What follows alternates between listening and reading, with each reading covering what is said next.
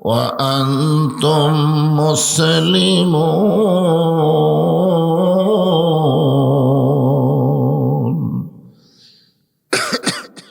إن الله وملائكته يصلون على النبي يا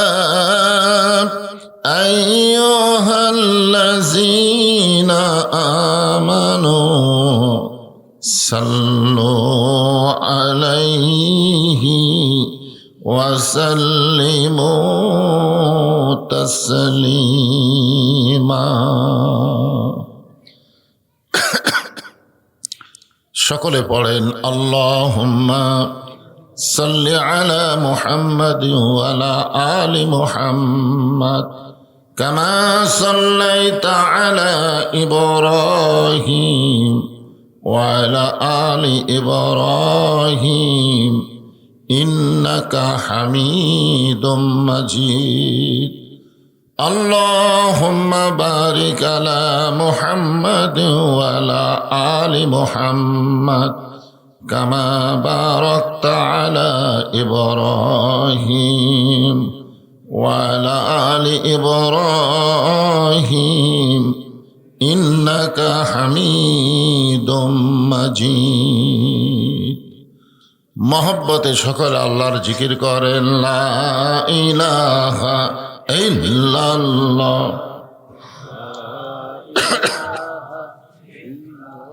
জবান খুলে আল্লাহর জিকির করতে কোনো শরম আছে? তাহলে জবান খুলে লা ইলাহা ইল্লাল্লাহ লা ইলাহা ইল্লাল্লাহু ইল্লাল্লাহ ইল্লাল্লাহু ইল্লাল্লাহ লা ইলাহা ইল্লাল্লাহু লা ইলাহা ইল্লাল্লাহ লা ইলাহা। যার দিলে আছে আমার আল্লাহর ভয়। কার ভয়? অন্তর থেকে বলা লাগবে কার ভয়? যার মনে আছে আল্লাহর ভয়, আল্লাহ আল্লাহ সব সময়। আহার নিদ্রা ভালো লাগে না, এই দুনিয়া ভালো লাগে না, ভালো লাগে শুধু আল্লাহ লা ইলাহা ইল্লাল্লাহ লা ইলাহা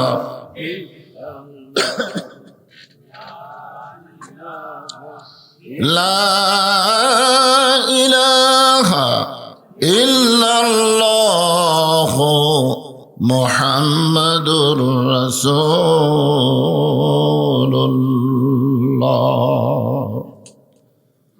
রাসূলের মহব্বতে।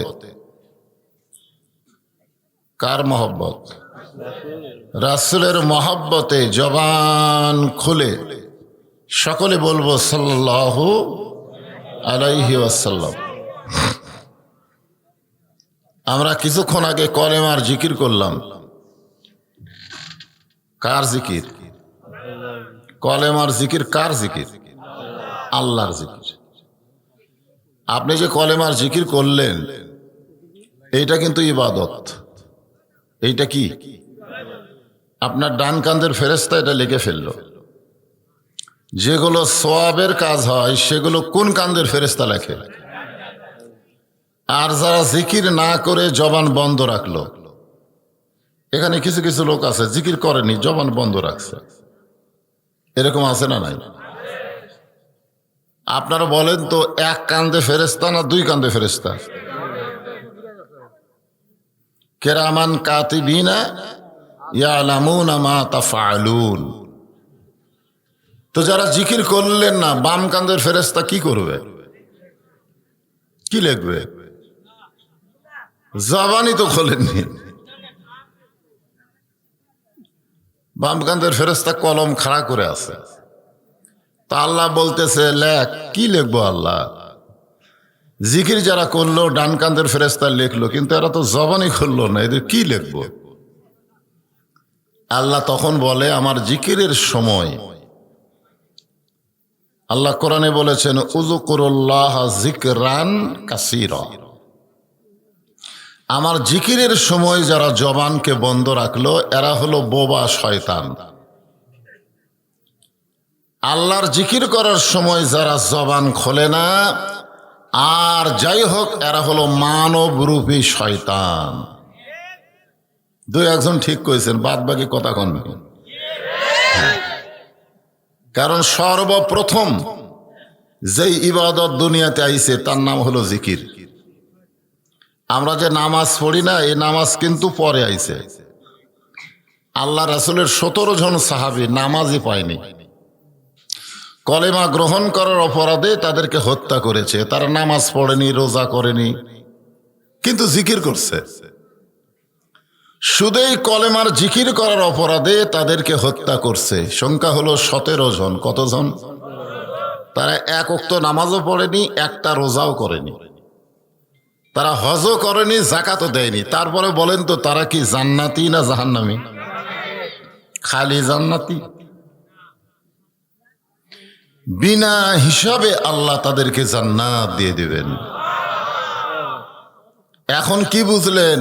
আগে নামাজ না আগে জিকির? আল্লাহ কোরআনের কোন জায়গায় বলেনি যে আমার নামাজ পড়ে আমিও তার নামাজ পড়ি, এ কথা বলেনি। যে আমার রোজা করে আমি আল্লাহ তার রোজা করি, এ কথা বলেনি। যে আমার হজ করে আমি আল্লাহ তার হজ করি, যে আমার যাকাত দেয় আমি আল্লাহ তার যাকাত দেই, এ কথা কোরআন হাদিসের কোনো জাকাত নাই।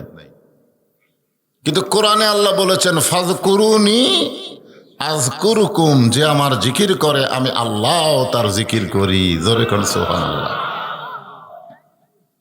তাহলে সেই জিকির করার ব্যাপারে আপনাকে অলসতা আছে নাকি? আজকে জিকিরের নামে কিছু অসাইজ বেসাইজ জিকির আছে, যেরকম আছে না নাই? আমি সেই জিকির করালাম।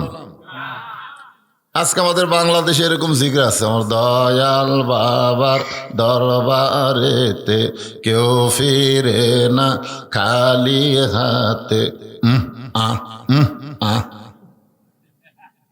আমি কি সেই জিকির করালাম? আফজালুজ জিকির, আফজালুজ জিকির লা ইলাহা ইল্লাল্লাহ। যত জিকির আছে সবচাইতে দামি জিকির হলো লা ইলাহা ইল্লাল্লাহ। বাবা আদম থেকে আমাদের নবী পর্যন্ত সমস্ত নবীরা এই জিকিরের দাওয়াত দিয়েছে। জোরে কোন কথা ঠিক কিনা? এই জিকির শেষ করে আমরা একটা নাম বললাম, লা ইলাহা। এই ছেলে এরকম সামনে দিছেন জায়গা, এরা অধিকাংশ হলো সিজার করা। জোরে কোন কি করা? কারণ সিজার করা বাচ্চারা অস্থির হয়, এটা আমার ডাক্তারই বলেছে। বাংলাদেশে দেখবেন কোন বড় ডাক্তার যারা, তাদের সন্তান সিজার করে হয় না। কারণ সিজার করলে বাচ্চারও ক্ষতি, মায়েরও ক্ষতি। আর নর্মালি যদি বাচ্চা হয়, যেরকম আমরা হয়েছি, আমার মতো বয়সের যারা এখানে যারা আছেন, আপনারা সিজার শুনছেন? আমাকে সময় সিজার ছিল না। আমরা কিন্তু নর্মালে হয়েছি, নর্মালে। জি, এই নর্মালে বাচ্চা হওয়া সন্তানেরও লাভ, মায়েরও লাভ। জোরে করে সুবহানাল্লাহ। একটা গান আছে, কি বলবো প্রসবের কথা, মা বিনে সেই ব্যথা কেউ তো বুঝিবে না। মাজন ঠেকিয়া সন্তানের দায়, অকালে মা মারা যায়, কেন সে মায়ের ভক্তি করো না। এমন দরদি ভাবে কেউ হবে না আমার মা, মা গো। এখন সামান্য একটু বেদনা হলি মা খালি চিল্লাচিল্লি করে, স্বামী কয় চিল্লাচিল্লি করিস না, সিজার করাম। যেরকম কি করাম? এখন ডাক্তারের কাছে নিয়ে যায়, ডাক্তার আল্ট্রাসাউন্ড করে দেখে বাচ্চা তো নর্মালি হবে, কিন্তু 2 দিন পরে। জোরে এখন কয়দিন? কিন্তু এই মেয়ের অধৈর্য হওয়ার কারণে টাকা কামাইয়ের ধান্দায় ডাক্তার বলে বেকা হয়ে আছে, বেকা হয়ে আছে, পানি শুকে গেছে, এরা সহজে বের হবে না। এটাকে বার করতে গেলে পেট কাটা লাগবে। জোরে কোন কি কাটা লাগবে? আসলে 2 দিন পরে কিন্তু বাচ্চা নর্মালি হবে। কয়দিন পর? কিন্তু 2 দিন আগে পেট কেটে দেখে বাচ্চা ঘুমের মধ্যে আছে। 2 দিন পরে ওর ঘুম ভাঙবে, তারপরে দুনিয়াতে আসবে। কিন্তু পেট কাটার পরে দেখে কি আছে? ঘুমের মধ্যে আছে। তখন ডাক্তাররা ওকে চেতন করার জন্য পেট থেকে বের করে এরকম পাও ধরে ঘুরে, এরকম ঘুরানোর কারণে ই করে একটা কান্না শুরু করে। ওই যে ঘুরানোর সময় ওর মাথাতে একটা ঝাঁকি লাগছে, এই ঝাঁকি লাগার কারণে ওই সন্তানটা অস্থির হয়, ওর কান্না বন্ধ হয় না। মোবাইল চালু করলে কান্না বন্ধ হয়। ও খাবার খায় না যতক্ষণ মোবাইল চালু না করা হয়। জোরে কোন ঠিক কি না? এরা হলো সিজার করা। এদের সামনে যে কয়টা বসেছে অধিকাংশ এই অস্থির।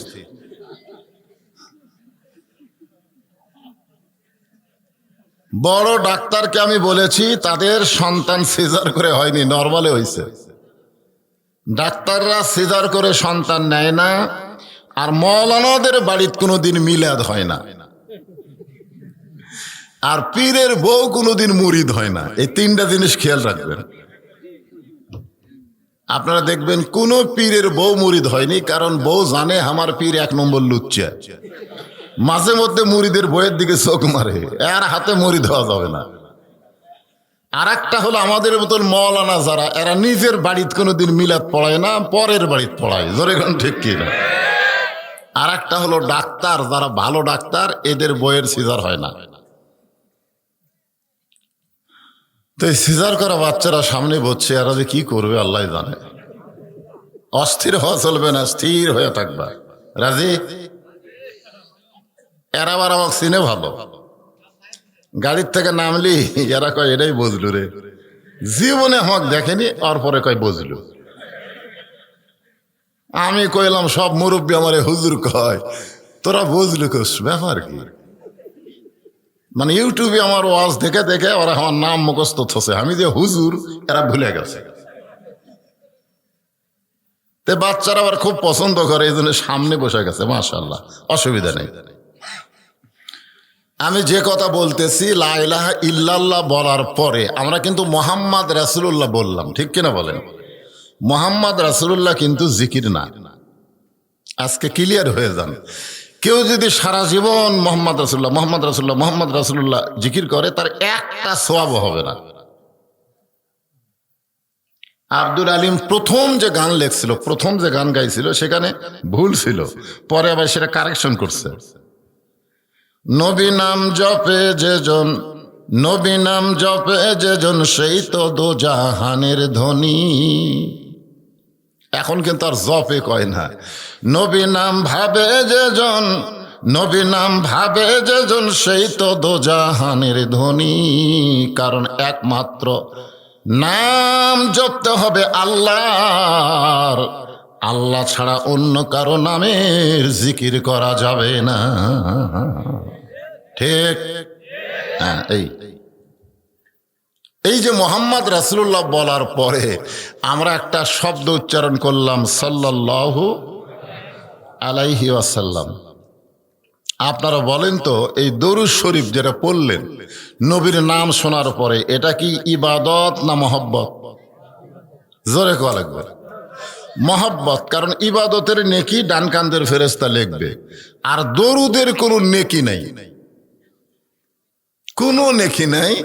আপনি যখনই দরুদ পড়বেন, এই দরুদ গুলো একদল ফেরেশতা এখানে মোতায়েন আছে, কারণ ফেরেশতার বাপেরও ক্ষমতা নাই যে আপনার কান্দে লিখতে পারে। এই দরুদ গুলো চলে যাবে মদিনা, এই ফেরেশতা গুলো চলে যাবে মদিনায়। সুবহানাল্লাহ। আপনি যতবার পড়বেন ততবারই যাবে। মদিনায় গিয়া আল্লাহ রাসূলের রওজার পাশে দাঁড়িয়ে আপনাদের নামে দরুদ গুলো পৌঁছায় দিবে। যেটা হলো কি বালি ঘুগুরি।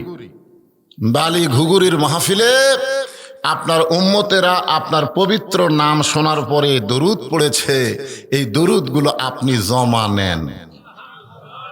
এখান থেকে প্রমাণ হলো আমাদের নবী কি মদিনায় মরে আছে? মরা মানুষকে কেউ জমা দেয়? কেউ জমা দেয় না। এই জন্য একটা গজল আছে, ইসলামের আলো জ্বালায়া দিয়া নবী শুইয়া আসেন সোনার মদিনায়। আপনাকে সামনে কেউ যদি এই গজল এইভাবে কয়, ইসলামের পতাকা উড়ায়া দিয়া নবী ময়রা আসেন সোনার মদিনায়, আপনারা কিছুই খোলেন না। ময়রা শব্দ উচ্চারণ করার সাথে সাথে আপনাদের নাউজুবিল্লাহ বলা দরকার ছিল। জোরে কোন কথা ঠিক কিনা? হাসরের ময়দানে আমি বক্তা সহ আজকের মাহফিলের সভাপতি সহ এখানে যত আলেম ওলামা আছে এবং আপনারা সবাইকে আল্লাহ মিজানের কাছে নিয়ে যাবে। মিজান বোঝেন? মিজান বোঝেন? ও ডানি পল্লা। এখন অবশ্য ডানি পল্লা না কয় ভালো, মিজানই কয়, কারণ ডানি পল্লা বললে আবার সমস্যা। তো এই মিজানের কাছে নিয়ে যাবে আমাদের সবাইকে, আলেম কন আর পীর সাহেব কন আর যাই কন। নিয়ে যাওয়ার পরে আমাদের নেকি আর পাপ ওজন করবে। আমি বলতেছি আমার নেকির চাইতে পাপ অনেক বেশি হবে। আপনাদের খবর কি?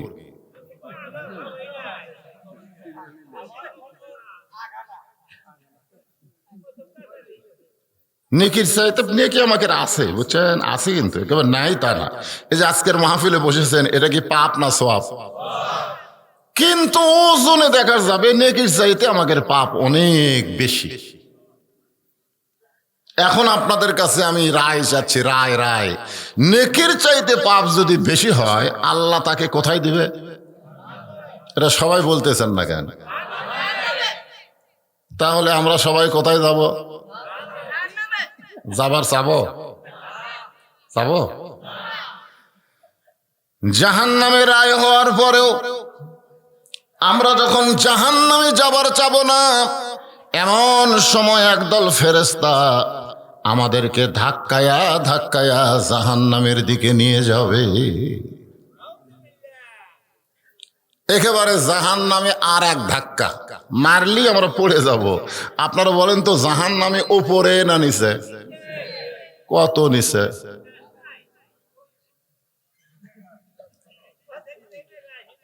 না না না না, আপনারা তো সবাই জানেন জান্নাত উপরে না নিচে? জান্নাত উপরে আর জাহান্নাম নিচে। আপনারা একটা কথা বলেন তো, জাহান্নামের সবচাইতে নিচে যারা থাকবে তারা কি? এ কথা আসতে বলেন কেন? আরো জোরে কোন কারা? মুনাফিক। জাহান্নামের উপরে থাকবে কাফের। ওই যে ইহুদি খ্রিস্টান বৌদ্ধ যারা ফিলিস্তিনের মুসলমানকে হত্যা করতেছে, এরা থাকবে জাহান্নামের উপরে। থাকবে কোথায়? আর যারা মুনাফিক তারা থাকবে জাহান্নামের নিচে। আল্লাহ রাসূল বলেছেন, কাফের বেঈমানেরা যে উপর থেকে পেশাব পায়খানা বমি করবে, এটা নিচে মুনাফিকেরা খাবে। এখন সাহাবেরা প্রশ্ন করলেন, হুজুর এই বদমাইশ মুনাফিক এরা কারা? আল্লাহ রাসূল ছোট বাচ্চার মতন কিছুক্ষণ কাঁদলেন। আবু বকর রাদিয়াল্লাহু বলে, রাসূলুল্লাহ, জাহান্নামের তলদেশে যাদের জায়গা হবে, কাফের বেঈমানদের পেশাব পায়খানা যারা খাবে, এই বদমাইশ কারা? শুনতে চাইলে আপনি কান্দেন কেন? রাসূল বললেন, সাহাবীরা রে, ইহুদির মধ্যে কোনো মুনাফিক নাই, কাফেরের মধ্যে কোনো মুনাফিক নাই, হিন্দুর মধ্যে কোনো মুনাফিক নাই।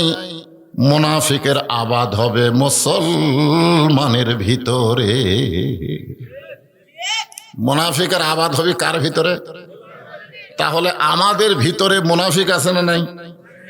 আপনারা বলেন তো মুনাফিক কারা?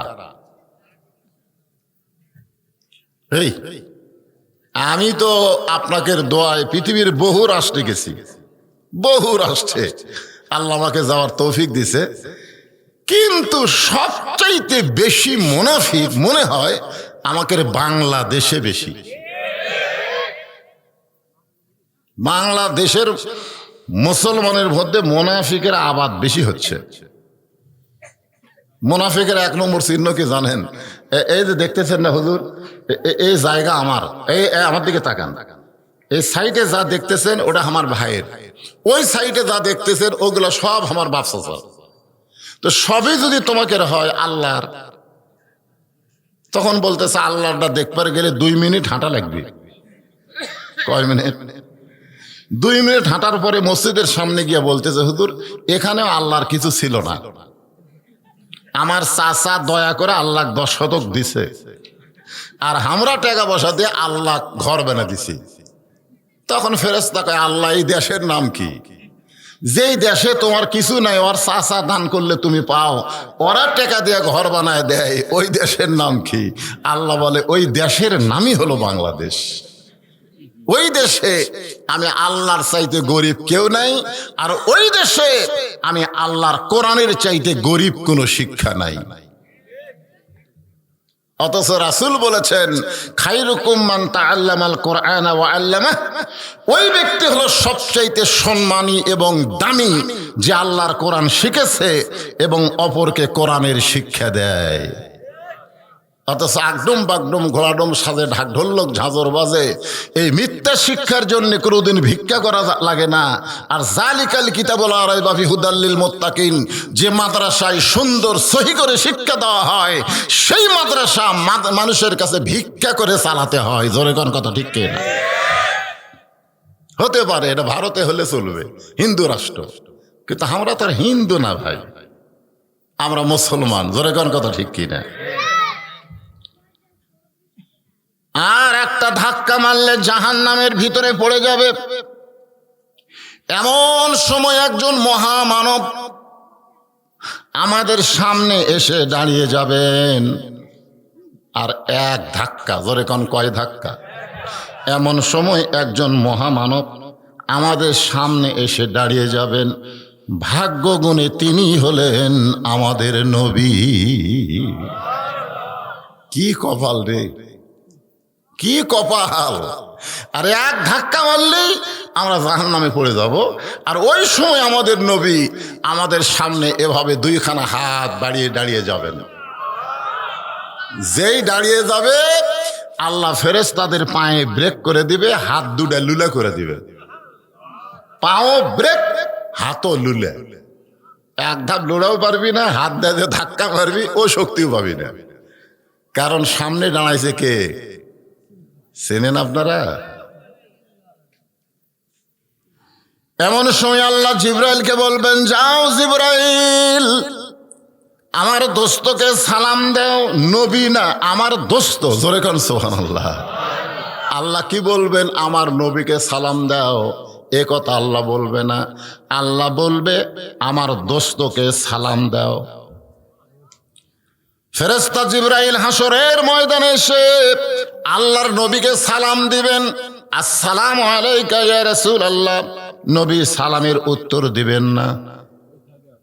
সালাম দেওয়া কি সুন্নাত? যেরকম সালাম দেওয়া কি, আর উত্তর দেওয়া কি? ফেরেশতা জিবরাইল আবার সালাম দিবেন, আসসালামু আলাইকা ইয়া রাসূলুল্লাহ। নবী সালামের উত্তর দিবেন না। তৃতীয়বার যখন জিবরাইল সালাম দিবার যাবেন, এমন সময় নবী আমার মুখ খুলে বলবেন জিবরাইল শুধু সালাম দিলে হবে না, সালাম দেওয়া শিখিয়ে দিতে হবে। সুবহানাল্লাহ। ফেরেশতা জিবরাইল বলবে ইয়া রাসূলুল্লাহ, দুনিয়ার জীবনে আপনাকে 24,000 বার সালাম দিছি। কতবার? প্রত্যেক বাড়িতে একই কায়দায় দিছি, আসসালামু আলাইকা ইয়া রাসূলুল্লাহ। তাহলে সালাম দেওয়াটা শেখা দরকার আছে না নাই? কি সালাম দেবেন? আসসালামু আলাইকা ইয়া রাসূলুল্লাহ।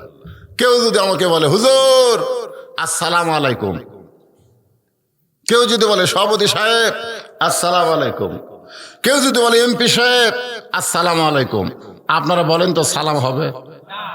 কেন হবে না? না, এই যে রাসূলের হাদিস আসসালামু কবলাল কালাম, কোন কথাবার্তা বলার আগেই দেওয়া লাগবে কি? কথা কয় না। এটা কি আমার কথা না রাসূলের কথা? তাহলে কেউ যদি বলে ইয়া নবী সালাম আলাইকা, তাহলে সালাম হবে? কেন হবে না? কারণ আগে ইয়া নবী কয়া পরে সালাম দিছে। আগে সালাম দিয়ে পরে আপনি ইয়া নবী কন, কোনো সমস্যা নাই। আমরা যতবার মদিনায় গেছি প্রত্যেকবার রাসূলের রওজার পাশে গিয়ে সালাম দিয়েছি, আসসালামু আলাইকা ইয়া রাসূলুল্লাহ, আসসালামু আলাইকা ইয়া হাবিবাল্লাহ, আসসালামু আলাইকা ইয়া নবিউল্লাহ। ফেরেশতা জিবরাইলকে রাসূল বলবেন, দুনিয়াতে তুমি যখন আমারে সালাম দিয়েছো আমি তখন একলা ছিলাম। কা হলো 1 বছর, কা কয় বছর? আসসালামু আলাইকা। রাসূলকে 1 বছরে সালাম দেওয়া যাবে, কিন্তু আমাদেরকে সালাম দিলে আসসালামু আলাইকুম বলা লাগবে। আমাদেরকে সালাম দিলে বহু বছর, জোরে কোন কি বছর? বহু বছর। কি জন্য কোন তো? আমার 2 কাঁধে 2টা ফেরেশতা আছে, এই কারণেই আমাদেরকে বহু বছরে সালাম দেওয়া লাগবে। আর রাসূলের 2 কাঁধে 2টা ফেরেশতা ছিল না বলবেন কে? এক কথা বলবেন নাই। 2 কাঁধে 2টা ফেরেশতা নাই। কেন নাই? ইমাম মালিক বলেছেন লাইলাতুল মিরাজে ফেরেশতা জিবরাইল এসেছে আল্লাহর নবীর কাছে, আল্লাহর আরশে নিয়ে যাবে। কিন্তু আয়েশা দেখে নবী ঘুম পাড়তিছে, তো জিবরাইল বলে আল্লাহ যেই নবীকে তোমার বাড়িতে নিয়ে যাব সেই নবীতে ঘুম পাড়ে, এখন কি করব? আল্লাহ বললেন জিবরাইল নবীকে ঘুম থেকে ডাক দাও। ফেরেশতা জিবরাইল বললেন কেমনে ডাক দিব? আল্লাহ বললেন হ্যাঁ জিবরাইল, তোমার জিহ্বাটা বের করে নবীর পায়ের তালুতে লাগাও, তোমার জিহ্বার সুরবুরিতে নবী ঘুম থেকে চেতন পাবে। ফেরেশতা জিবরাইল যদি তার মুখের তালু জিহ্বাটা নবীর পায়ে লাগায়, সেই নবীর কান্দে চড়ার যোগ্যতা কোন ফেরেশতার নাই। আজকে তো বুঝতে পারলেন?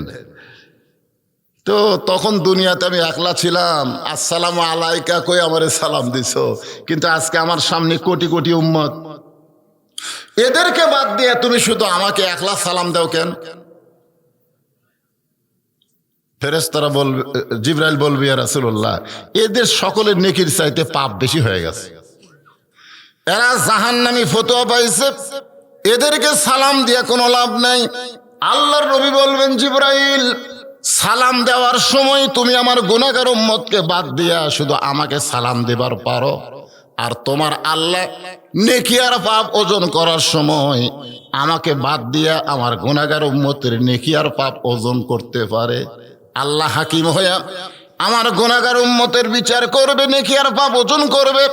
আমি নবী উকিল সেখানে থাকতে পারবো না, এই বিচার আল্লাহ করতে পারে, কিন্তু আমি নবী এই বিচার মানি না। জোরে কর না সুবহানাল্লাহ। এই জন্য একটা গান আছে, আপনারা শুনছেন সেই গান, আছেন আমার মুক্তার, আছেন আমার ব্যারিস্টার, শেষ বিচারের হাইকোর্টেতে শেষ বিচার, জোরে কোন কোন বিচার?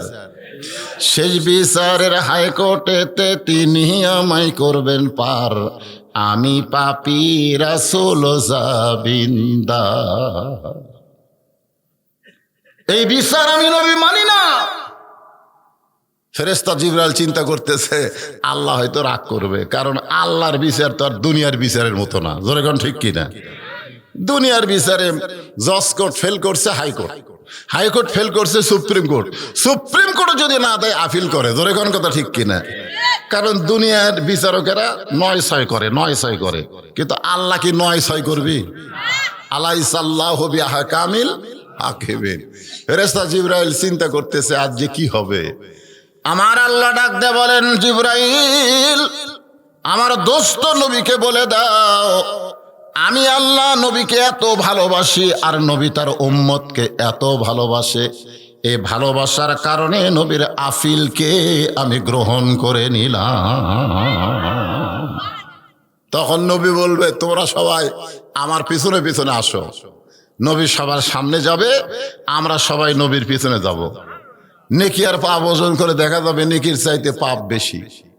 আল্লাহ বলবে, দেখেন তো হাবিব, আমি কি ভুল করছি? নেকির চাইতে পাপ তো বেশি। রাসূল বলে, আল্লাহ, আপনি ইবাদতের নেকি ওজন করছেন, কিন্তু দরুদ, যেই দরুদের নেকি আমার উম্মতের কাছেও নাই, আপনার কাছেও নাই, আমি নবীর কাছে মদিনায় জমা হয়েছে, সেই দরুদের খবর কি? তখন নবী দরুদ বের করে নেকির পাল্লায় দিবে, সঙ্গে সঙ্গে নেকির পাল্লার ওজন বেশি হবে। এখন আপনারা বলেন, সেই দরুদ পড়তে আমাদের কোন আপত্তি আছে? যখনই নবীর নাম উচ্চারণ হবে, জবান খুলে বলতে হবে সাল্লাল্লাহু আলাইহি ওয়াসাল্লাম। আল্লাহ আমাদের দরুদকে কবুল করুক, জোরে কোন আমিন। বালি ঘুগুরি বিশ্বনবী সাল্লাল্লাহু আলাইহি সাল্লাম এমন একটা নাম দিছে মাদ্রাসার, সুবহানাল্লাহ। আমি তো 38 বছর জীবনে, আমার ওয়াজের বয়স হলো 38 বছর। 38 বছর বয়সে বিশ্বনবী নবী মাদ্রাসার নাম আজই প্রথম দেখলাম।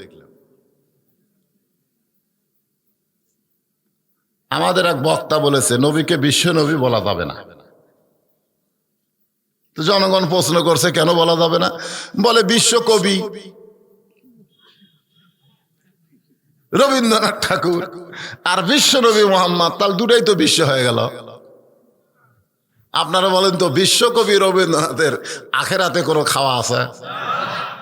দুনিয়ার মধ্যে বিশ্ব নাম লিখছে, মরার পরে যে কি হবি বাবা রে। যদি ফুলগুলো হয় অভিমানে ঝরে যায়, আমি মালা গেথে বলো কারে পরাবো, সে যে কেন এলো না, কিছু ভালো লাগে না, কবরে আসুক তারে। প্রথম প্রশ্নে হবে মান রব্বুকা। যদি রবীন্দ্রনাথ ঠাকুরের প্রশ্ন করে মান রব্বুকা, তোমার রবকে, ওই আল্লাহ কবি না ভগবান কবি? কথা কয় না কেন? আল্লাহ না ভগবান? ওমাইয়াবতাগি গায়রাল ইসলাম দীনান ফালাই ইকবালা মিনহু। আল্লাহ কোরআন কারিমের মধ্যে বলেন, ইসলাম ছাড়া অন্য কোন ধর্ম কেউ যদি গ্রহণ করে, সেই ধর্ম আল্লাহর দরবারে কবুল হবে না। আল্লাহর কাছে একমাত্র কবুলযোগ্য ধর্মের নাম কি? আচ্ছা, আমার কথাকে আপনার ঠিক মতো শুনবার পাচ্ছেন না? তাহলে হো হা করেন না কেন বারা? এইটা কি আমার বক্তার কথা না আল্লাহর কোরআনের কথা? এখন কোন হিন্দু যদি বলে হুজুর, তাহলে হামাকের খবর কি? আপনি তো সাম্প্রদায়িক ওয়াজ করতেছেন। ইসলাম সাম্প্রদায়িক না। আল্লাহ বলেছেন, লা তামুতুন্না ইল্লা ওয়া আনতুম মুসলিমুন। তুমি হিন্দুর ঘরে জন্ম নিলে কোনো সমস্যা নাই, মরার সময় তুমি মুসলমান হয়ে মরো। জোরে কোন কথা ঠিক কি না? অনেক মুসলমান জন্ম নিয়েছে মুসলমানের ঘরে, মরার সময় বেঈমান হয়ে মারা যাবে। আবার অনেক লোক হিন্দুর ঘরে জন্ম নিয়ে মরার সময় মুসলমান হয়ে মরবে। জোরে কোন কথা ঠিক কি না? আমাকে মরাটা কার উপর হয় সেটা চিন্তা করা লাগবে। অধিকাংশ মুসলমান বাংলাদেশের কি হয়ে মরতেছে আল্লাহ ভালো জানে। এখন আসেন, এই মাদ্রাসার এতিমখানার উন্নয়ন কল্পে আজকের এই 22তম বার্ষিকী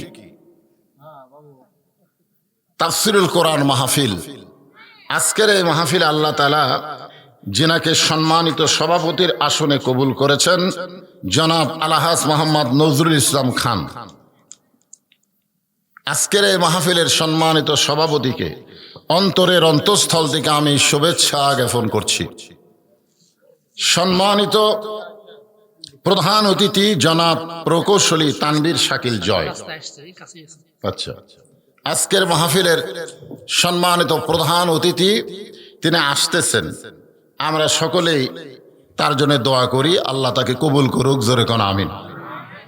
আজকের মাহফিলের সম্মানিত মেহমান পীরে কামেল আলহাজ হজরত মাওলানা আমজাদ হোসেন সাহেব, উনি আইছেন? উনি আসেন নাই। বিশেষ অতিথি জনাব ডাক্তার মোহাম্মদ জাহিদুল ইসলাম খান, উনিও আসেন নাই। যাই হোক, এছাড়াও সম্মানিত অতিথির মধ্যে যাদের নাম রয়েছে সকলকেই অন্তরের অন্তঃস্থল থেকে আমি শুভেচ্ছা জ্ঞাপন করছি। জি মহিলারা দাঁড়াবে, আচ্ছা আচ্ছা আচ্ছা। এই মায়েরা, এই আপনাদের জায়গা নাকি সংকুলন হচ্ছে না, আপনারা একটু জমে বসেন। আজকে আমার আগে যে ভাই ওয়াজ করলো, দীর্ঘ সময় ওয়াজ করলো, কিছুক্ষণ পরপরই বললো কতক্ষণ চলবে, আপনার এখন সারা রাত চলবে, যখন ঠিক কি না। আমি যে ঘরের মধ্যে বসে আছি এটা আপনাদের মনেই নেই। তো যাই হোক, দীর্ঘ সময় উনি ওয়াজ করছেন, উনি ওয়াজ করেননি, ওয়াজ করছেন। এই ওয়াজের মধ্যে আমার মা বোনদের একটা কথাও কয়নি। আমি শুনছি তো, আমি কিন্তু অনেক আগে আইছি, এশার নামাজের আগে আইছি, মাগরিবের পর পর পর হয়েছে। হ্যাঁ, তো আমার মা বোনেরা যে জায়গা হচ্ছে না, এত মা বোনেরা আইছে, ওদের জন্য কিছু ওয়াজ করার দরকার আছে না? নাই দরকার আছে না? তো মায়েরা ধৈর্য হারান না, আপনাদের জন্য আমি ওয়াজ করবো ইনশাআল্লাহ। আমার সামনে যারা বসে আছেন, আপনাদের মাঝে মাঝে যে সমস্ত আলেম ওলামা বসে আছেন, এই আলেম ওলামারা যারা বসে আছেন, আছে না নাই? এবং মাগরিবের নামাজের পর থেকে এতক্ষণ পর্যন্ত কোরআন হাদিসের আলোকে যে সমস্ত বক্তাগণ ওয়াজ করলেন, আলেম ওলামা সহ আজকের মাহফিলের বক্তাগণকে অন্তরের অন্তঃস্থল থেকে আমি শুভেচ্ছা জ্ঞাপন করছি। প্রধান অতিথির আগমন, লিল্লাহে তাকবীর। জনাব প্রকৌশলী তানবীর শাকিল, জয় জোরে বলেন মারহাবা। মাশাআল্লাহ। আমি বহুদিন হলে সিরাজগঞ্জে অনেক মাহফিলে বড় করছি, কাজীপুরের মধ্যে করছি, ওনার এলাকার মধ্যেও করছি, কিন্তু ওনাকে পাইনি, কাজে ব্যস্ততা ছিল। আজকে উনি ইনশাল্লাহ সশরীরে আপনাদের কাছে উপস্থিত হয়েছেন।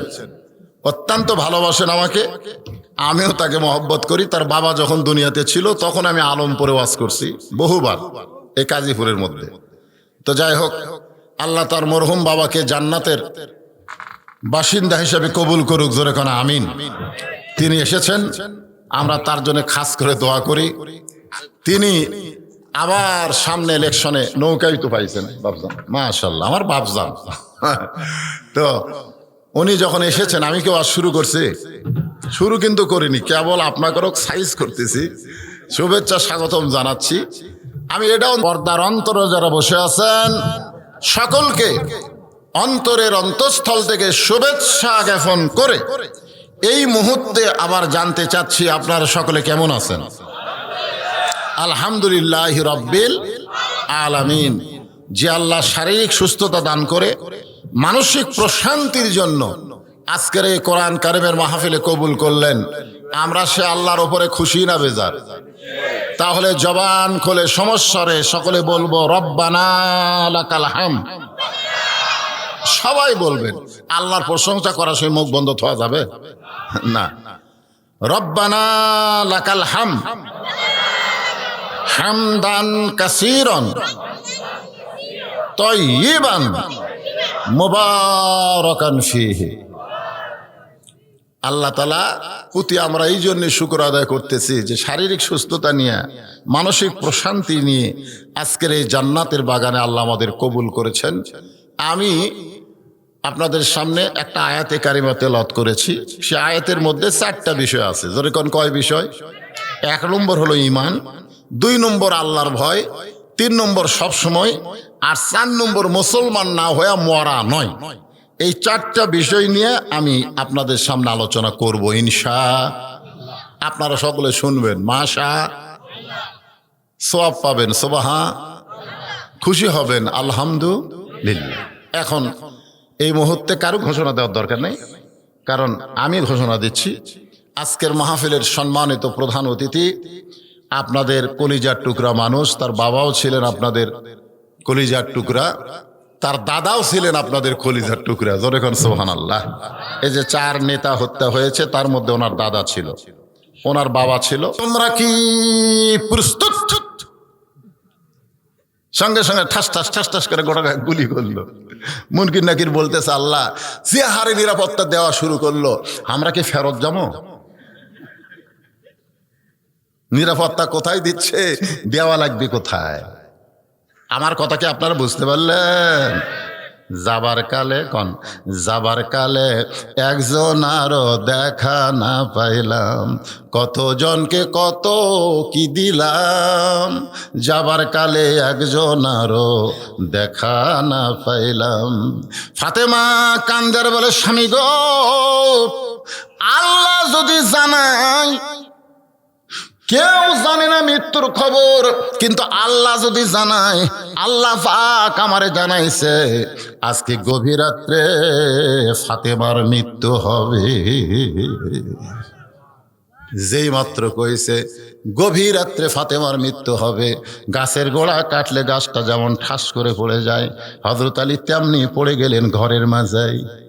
মা ফাতেমা মুস্কি মুস্কি হাসতেছে, যিনি গভীর রাত্রে মৃত্যুবরণ করবেন তিনি হাসতেছেন, আর মৃত্যুর খবর শুনে হযরত আলী কাঁদতেছেন। আপনার বলেন তো সিধা না উল্টা? কথাটা বুঝতেছে না। যিনি গভীর রাত্রে মৃত্যুবরণ করবেন তিনি হাসতেছেন, আর মৃত্যুর খবর শুনে হযরত আলী কাঁদতেছেন।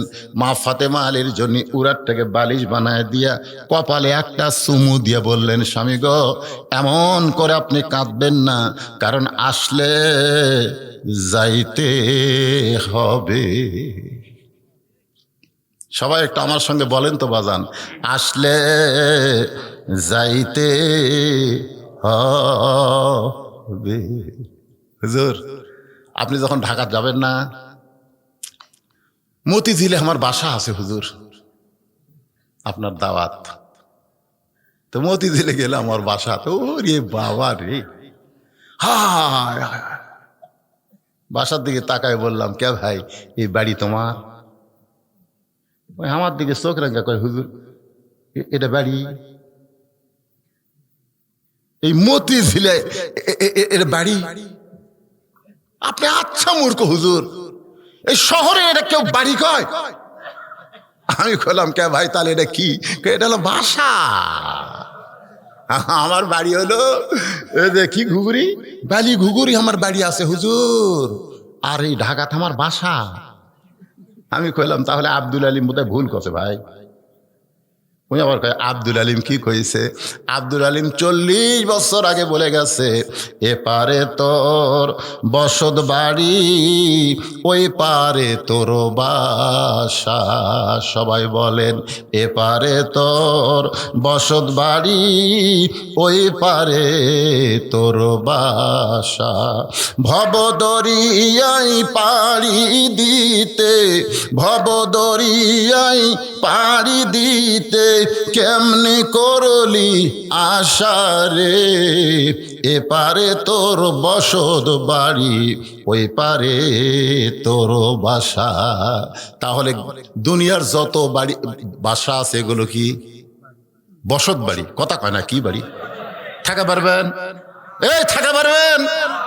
ও 11 তলা 12 তলা 20 তলা ইনকা করে দেখে আজরাইল কয়, তোর ঘাড়তে বসে আছি, দেখাও শেষ, যাওয়াও শেষ।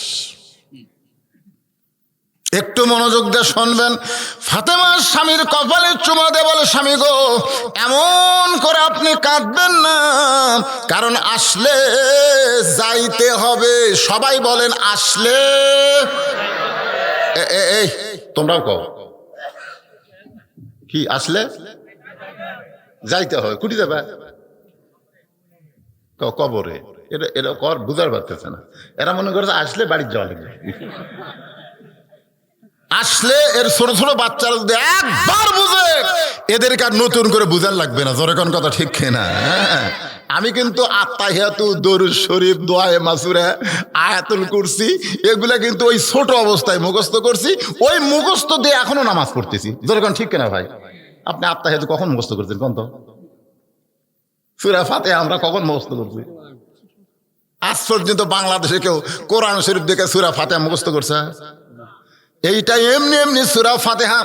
এই ছোট ছোট বাচ্চাদেরকে একটু বোঝা লাগবে। এই আবার কি শুরু করলো রে? এই আবার কি শুরু করলো?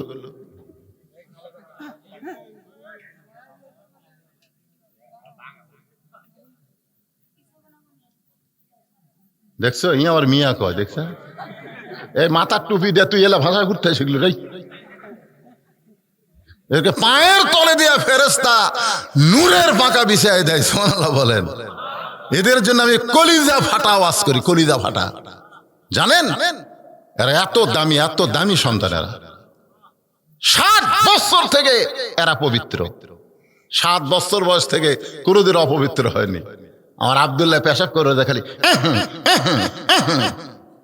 আমি হুজুরে কইলাম আমার কাশ আছে, সিরাপ খেলেন? না হুজুর, এটা আসল কাশ না তো। বার হলে জিজ্ঞাসা করেন, বার হলাম করে কাশিস কে? কই নিংড়ে না, মানে পেশাব নিংড়ে না, এই জন্য কাশি দিয়ে নিংড়া পানি খরচ করছে। এখন কি করবি? কই ওযু করব। ওযু কেন করবি? কই হুজুর আপনি জানেন না আমরা আল্লাহর কোরআন পড়ি, আল্লাহর কোরআন স্পর্শ করতে গেলে লা ইয়ামুসসুহু ইল্লাল মুতাহহারুন, পবিত্র না হয়ে কোরআন স্পর্শ করা যায় না। এই ছোট মাসুম বাচ্চা থেকে এরা পবিত্র। জোরে কোন কথা ঠিক কিনা? হ্যাঁ। আর প্রাইমারিরা ক্লাস 2 এ বেকা করে খাড়া হয়ে পেশাব করে, প্যান্ট ওটি বেকা করে দেয়, হাফ প্যান্ট তো বেকা করে। আমি গেলাম, কেরে পাগলা কোন ক্লাসে পড়িস? কই 2 এ পড়ি। তো বসে পেশাব কর, তোর স্যার তোকে শিখাইনি? কই প্রাইমারি পেশাব করে যায় দিকে চাচা, আমার স্যারই খাড়া হয় পেশাব করে, আর স্যারই খাড়া হয় মারে। কারণ আগডুম বাগডুম ঘরডুম সাজে ঢাক ঢোলক ঝাঁঝর ভাজে চলতে চলতে মিথ্যা মিথ্যা। একটা কথা সত্যি লয়, এই মিথ্যা শিক্ষা করবে গেলে আবার ওযু করা লাগবে। আমি এই ছোট্ট বাচ্চার মুখ থেকে এই মিয়া শব্দটা শোনা খুব কষ্ট লাগলো। জোরে কোন ঠিক কিনা? কাকে বলে এই মিয়া? আল্লাহর বান্দার একটু মনোযোগ দিয়ে শোনেন। ফাতেমা বলে, স্বামী গো, আপনি হলেন জ্ঞানের সম্রাট, আপনি হলেন আসাদুল্লাহিল গালিব। সুবহানাল্লাহ খান। ইসলাম গালিব করার ব্যাপারে আপনি হলেন আল্লাহর সিংহ, আর জ্ঞানের আপনি সম্রাট। মরার খবর শুনে আপনি যদি কান্দেন তাহলে সাধারণ মানুষ কেমনে থাকতে পারবে? ওগো স্বামী, আমি মরে যাওয়ার পরে আমার 2টা চাওয়া আপনাকে পুরা, 3টা চাওয়া আপনাকে পুরা করা লাগবে। ধরে কোন কয়টা? 3টা চাওয়া আপনাকে পুরা করতে হবে। ফাতেমা কান্দের বলে, স্বামী গো, 3টা চাওয়া আপনি পুরা করবেন। আপনি যদি দুর্বল হয়ে যান তাহলে আমার 3টা চাওয়া কে পুরা করবে? আলী কান্দের বলে, ফাতেমা, দুনিয়ার জীবনে গরিব ছিলাম বলে তুমি কিছুই চাইলা না, আর মরার পরে তুমি কি চাইবা ফাতেমা? আপনার বলেন তো হযরত আলী ধনী ছিল না গরিব ছিল? এমন গরিব ছিল, একদিন গভীর রাত্রে হযরত আলী ঘুম থেকে চেতন পাইছে। চেতন পায় দেখে হাসান হোসেন ঘুম পাড়তেছে, কিন্তু ফাতেমা ঘরের মধ্যে নাই। গভীর রাত্রে হযরত আলী চমকে গেল, আমার 2টা সন্তান ঘুম পাড়ে, কিন্তু বউটা গেল কোন জায়গায়? দরজায় গিয়ে তাকায় দেখে কালো চাদর মাথায় দিয়ে মা ফাতেমা খুব জোরে জোরে হাঁটতেছে। হযরত আলীর সন্দেহ হয়ে গেল, এই গভীর রাত্রে আমাকে ঘুমের মধ্যে রাইখা আমার বউটা কোথায় যাবে? নিরাপদ দূরত্ব বজায় রেখে পিছনে পিছনে হাঁটতেছে। এমন একটা জানলার পাশে ফাতেমা দাঁড়ায়, যে জানলার ঘরের মধ্যে আল্লাহর নবী ঘুম পাড়তেছে। ফাতেমা জানলা থেকে করুণ স্বরে বলতেছে, বাবা, আমার মা খাদিজা যদি আজকে জীবিত থাকতো আমি আপনার কাছে আসতাম না, কিন্তু মা নাই। আমার দুঃখের কথা আমি কাকে বলবো? বাবা, মেহেরবানি করে একটু দরজা খুলে দেন। আল্লাহ নবী যেই মাত্র দরজা খুলে দিছে, ফাতেমা ঘরের মধ্যে ঢুকলো, আর হযরত আলী এক দৌড়ে এসে জানলার পাশে কানটা লাগায় আছে। দেখি স্বামীর বিরুদ্ধে মেয়ে তার বাবার কাছে কি কয়। আমি গরিব মানুষ, ঠিক মতো সংসার চালাতে পারি না, হয়তো আমার বিরুদ্ধে কিছু বলবার আইছে। এটা কান ফাইলা জানলার কাছে দাঁড়িয়ে আছে। এমন সময় আল্লাহর নবী বললেন, ফাতেমা, তুই একা একা ঘরে কেন ঢুকলি মা? আমার আলীকেও ঘরের মধ্যে নিয়া। যেই কইছে আমার আলীকে ঘরের মধ্যে নিয়ে আয়, হযরত আলী জানলার চমকে উঠছে, কে রে? আমি জানলার কাছে, এটা আল্লাহর নবী কেমনে জানলো? ফাতেমা বলে, বাবা গো, আমার স্বামী আরামের ঘুম পাড়তেছে। আমি একজন বিবি, আমার স্বামীর আরামের ঘুম আমি নষ্ট করি নাই, বরং আমার হাসান হোসেন ঘুম পাড়ে, আমার হাসান হোসেনের বাবা ঘুম পাড়ে। এমন সুযোগে আমি আপনার কাছে আইছি, মেহেরবানি করে আপনি একটু বাতি জ্বলান। আল্লাহ রাসূল বলে, ফাতেমা, যদি হযরত আলী চেতন পায়, যদি চেতন পায়, আর চেতন পায় যদি দেখে তুই নাই, তাহলে কিন্তু তোকে সন্দেহ করবে মা। ফাতেমা বলে, বাবা, আপনি জানেন না এমন একটা স্বামীর সঙ্গে আমার বিয়ে হয়েছে যে কোনোদিন আমাকে সন্দেহ করবে না। সোনাল্লাহ খান না কেন? আসলে হযরত আলী জানলার কাছে দাঁড়িয়ে আছে কি এমনি এমনি না সন্দেহ করে? কিন্তু ফাতেমা বলতেছে এমন একটা স্বামী আল্লাহ আমাকে দিয়েছে যেই স্বামী কোনোদিন আমাকে সন্দেহ করবে না। বাবা একটু বাতি জ্বালান। নবী বলতে যে কি বলবি বল, বলে চলে যা, বাতি জ্বালান লাগবে না। ফাতেমা বলে বাবা বহুদিন কইছি কিন্তু আমার কাম হয় নাই, বলা কথায় আপনি কিছুই করেন নাই, আজকে গভীর রাত্রে আপনাকে একটু দেখাবার চাই। যেই মাত্র নবী ঘরে বাতি জ্বলাইছে সঙ্গে সঙ্গে ফাতেমা এইভাবে দুইটা হাত আমার দিকে তাকান, এইভাবে দুইটা হাত নবীর দিকে বাড়ায় দেয়। নবী তাকায় দেখে দুইটা হাত গোস্তের টুকরার মতো দেখা যায়। জাতা ঘুরাইতে ঘুরাইতে হাতে ফোসকা পড়ে গেছে বাবা। ওই ফোসকা বড় অবস্থায় পুরানো জাতা ঘুরাইতে ঘুরাইতে আমার হাতের চামড়া উঠে গেছে। বাবা গো আর পারি না, মাত্র 3টা দিনের জন্য একটু খাবার দেন বাবা, 3টা দিনের জন্য খাবার দেন। আমার স্বামী হাসান হোসেন যেন না বুঝতে পারে, এজন্য গভীর রাতে আইছি বাবা, একটু খাবার ব্যবস্থা করেন। আমি চোরের মতো নিয়ে যাব। আমার এ হাত আমার স্বামী দেখলে বড় কষ্ট পাবে, আমার হাত আমার হাসান হোসেন দেখলে বড় কষ্ট পাবে। সঙ্গে সঙ্গে আল্লাহর নবী ঘরের কোনায় গিয়ে বলতেছে আল্লাহ লাম ইয়ালিদ ওয়া লাম ইউলাদ, তোমার সন্তান নাই, তুমি সন্তানের বাপ না, তোমাকে কোনো কেউ জন্ম দেয় নাই, কিন্তু আমি নবী হলে কি হবে, আমার সন্তান আছে। দেখো আল্লাহ একটা গরিবের সাথে বিয়া দেওয়ার কারণে আমার ফাতেমার হাতের চেহারা কেমন হয়েছে আমি নবী সহ্য করতে পারি না। কারণ দুনিয়ার বহু ধনী ধনী যুবকেরা আমার ফাতেমা বিয়ে করবার চাইছিল, কিন্তু তুমি আল্লাহ এমন গরিবের সঙ্গে ঘটকারি করলে, আমি এখন কি করব? এই কথা যেই মাত্র আল্লাহ রাসূলকে বলতেছে সঙ্গে সঙ্গে ফাতেমা মাথায় ঘোমটা দিয়া আল্লাহর নবীর ঘর থেকে বাইরে যায়। রাসূল বলে ফাতেমা আমি তো তোর বিরুদ্ধে বলি নাই, তুই কেন ঘর থেকে বের হয়ে যাস? ফাতেমা বলতেছে বাবা আপনি কার বিরুদ্ধে বললেন? আপনি যার বিরুদ্ধে বললেন সেই মানুষকে নিয়ে একদিন আপনি ওয়াজ করেছেন। ফাতেমা রে, আল্লাহ ছাড়া কাউকে যদি সেজদা দেওয়ার হুকুম থাকতো তাহলে তোকে বলতাম হাসান হোসেনের বাপের পায়ে সেজদা কর। ফাতেমা শুনে নে, আল্লাহর পরে মেয়ে মানুষের কাছে সবচাইতে দামি সেই মহান ব্যক্তি হলো তার স্বামী। আপনি আমার স্বামীর বিরুদ্ধে আল্লাহর কাছে বলবেন আর আমি ফাতেমার কোনো সাহায্য লাগবে এইটা মনে করেন না। এখনো আমার স্বামীকে আল্লাহর পরে আমি সব চাইতে ভালোবাসি। আলী কান্দের বলে ফাতেমা রে, দুনিয়ার জীবনে গরিব ছিলাম বলে তুমি কিছুই চাইলা না, আর আজকে মৃত্যুবরণ করবে, তুমি কি চাও রে ফাতেমা? বলে 1 নম্বর চাও হলো রাতের অন্ধকারে মৃত্যু হবে, রাতের অন্ধকারেই আমাকে দাফন করা লাগবে, আমি রাতের অন্ধকারে মৃত্যুবরণ করব, আর দিনের আলোতে আমাকে কবর দিবে, আমার পর্দার খেলাফ হবে। আমার 2 নম্বর চাও হলো আমার কোনো জানাজার ব্যবস্থা করবেন না, আমার জানাজা লাগবে না। ফাতেমা আলী বলে ফাতেমা তুমি পাগল নাকি? লক্ষ মানুষ তোমার জন্য দোয়া করবে। ফাতেমা বলে লক্ষ মানুষ যদি বলে ফাতেমা ভালো, আর আপনি যদি বলেন আমার ফাতেমা ভালো না, ওই লক্ষ মানুষের দোয়া দেয়া ফাতেমার 1 তিল পরিমাণ লাভ হবে না। আর দুনিয়ার তামাম মানুষ যদি বলে ফাতেমা খারাপ, আর আপনি স্বামী যদি বলেন আমার বউ ফাতেমা ভালো, এক স্বামীর সার্টিফিকেটে ফাতেমার 8টা জান্নাতের দরজা খুলে গেল।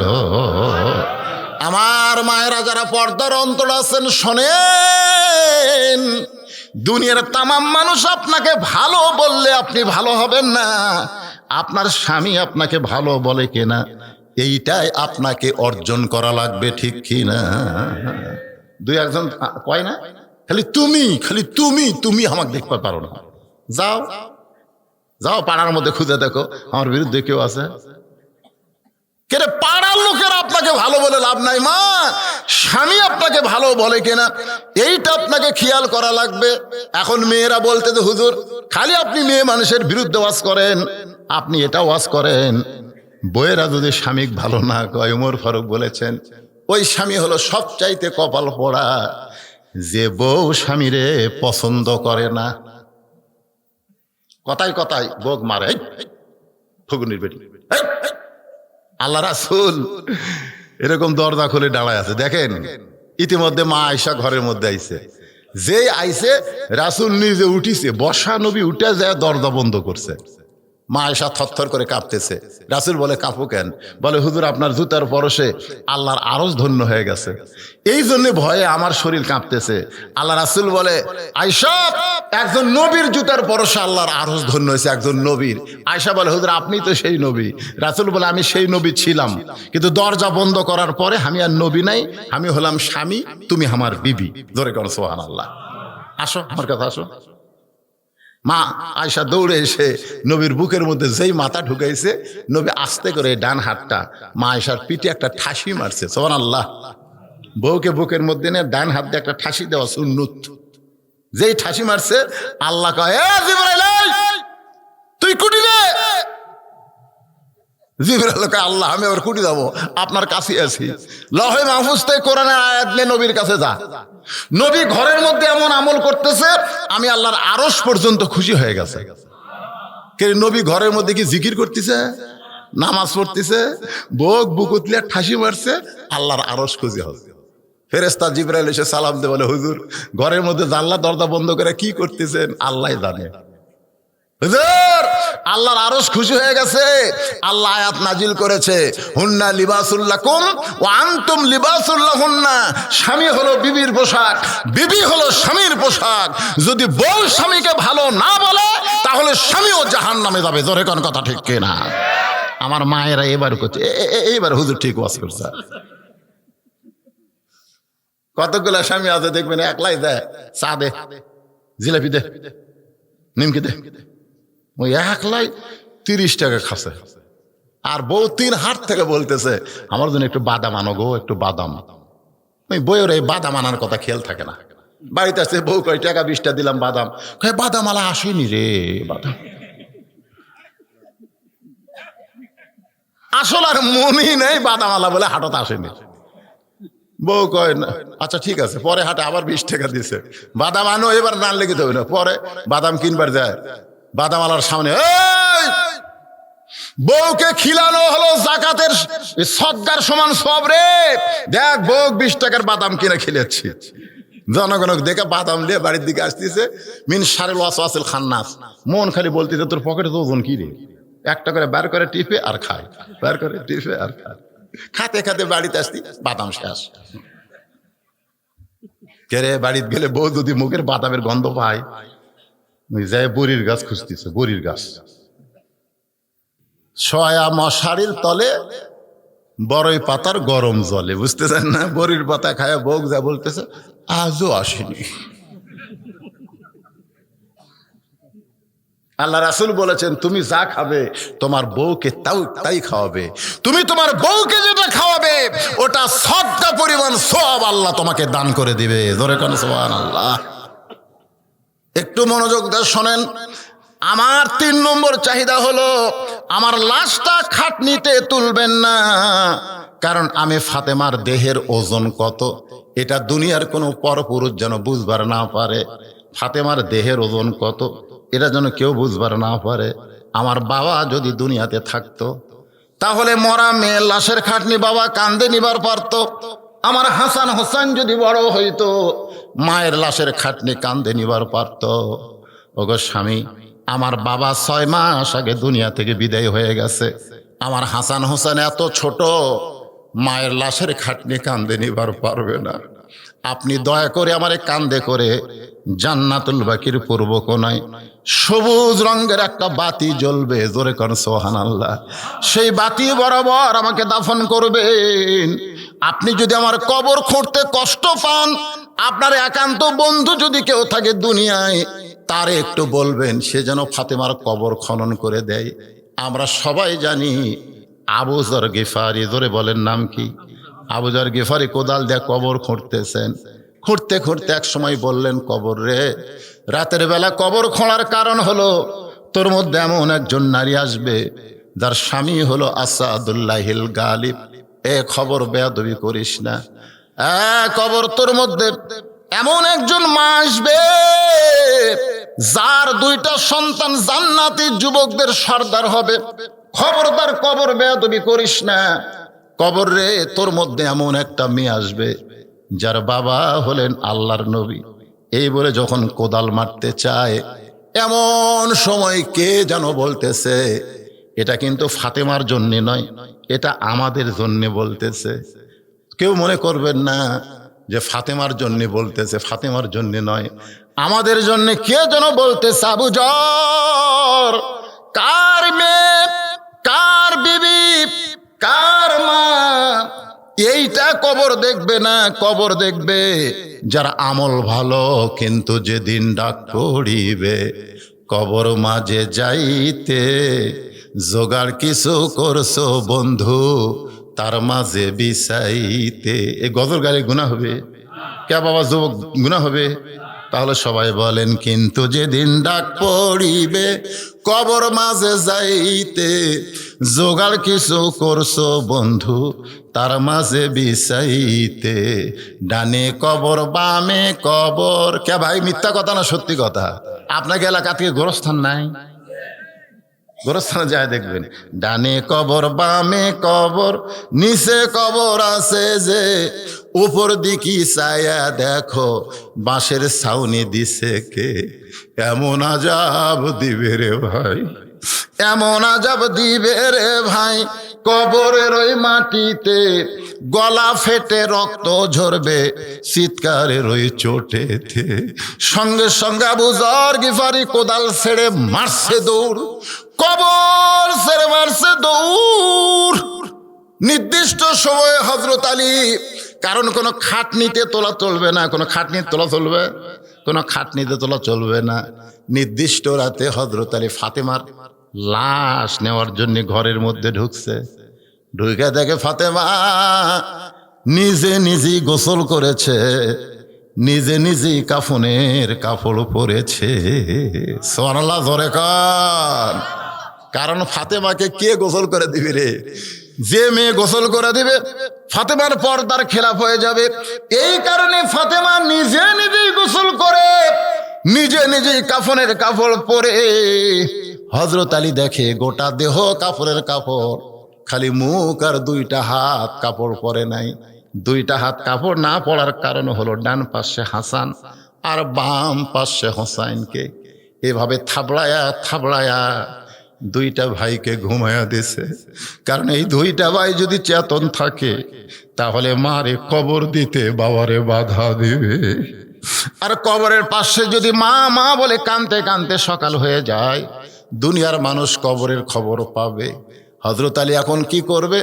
আস্তে করে হাসানের বুক থেকে এই ডান হাতখানা কাফনের মধ্যে ঢুকাই দিল, আস্তে করে বাম হাতখানা হোসানের বুক থেকে মার কাফনের মধ্যে ঢুকাই দিল। হযরত আলী হাসান হোসেনের মুখের দিকে তাকায়া বাবার চোখটা দর দর করে পানি পড়তেছে। কারণ যে দুইটা সন্তান মায়ের দুই পাশে ঘুম পাড়তেছে, এই দুইটা সন্তান কিন্তু দুনিয়ার সাধারণ কোনো সন্তান নয়। সুবহানাল্লাহ না কেন? হযরত ওমর ফারুক বলতেছে, ইয়া রাসূলুল্লাহ, আসরের নামাজের প্রথম সেজদায় 3 বার সুবহান রাব্বিল আলা কইলাম, কিন্তু দ্বিতীয় সেজদায় যায় 100 বার সুবহান রাব্বিল আলা কই, তাও আপনি সেজদা তোলেন না। দ্বিতীয় রাকাতে ঠিকই হলো, তৃতীয় রাকাতে ঠিকই হলো, চতুর্থ রাকাতেও ঠিক হলো, কিন্তু প্রথম রাকাতের দ্বিতীয় সেজদা এই লম্বা সেজদা দিলেন কেন? এক সময় আমার মনে হলো আমি মাথা তুলে নবীকে দেখি, তো নবী কি ঘুমালো? কিন্তু একতে দায়িত্ব বেহাদাল ইমাম, আমার ইমান বলল না, ইমামকে যদি মানিস সেজদা থাক।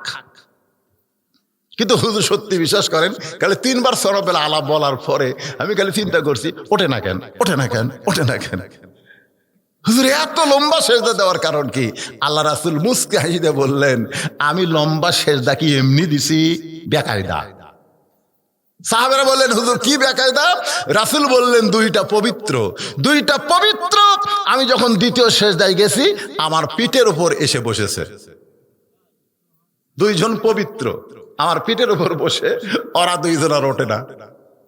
আমি এখন সেজদা না অবস্থায় ওদেরকে পিঠ থেকে নামাবার চাই, কিন্তু নামাজের মালিক আল্লাহ কয় হুজুর কি কাক নামাচ্ছেন?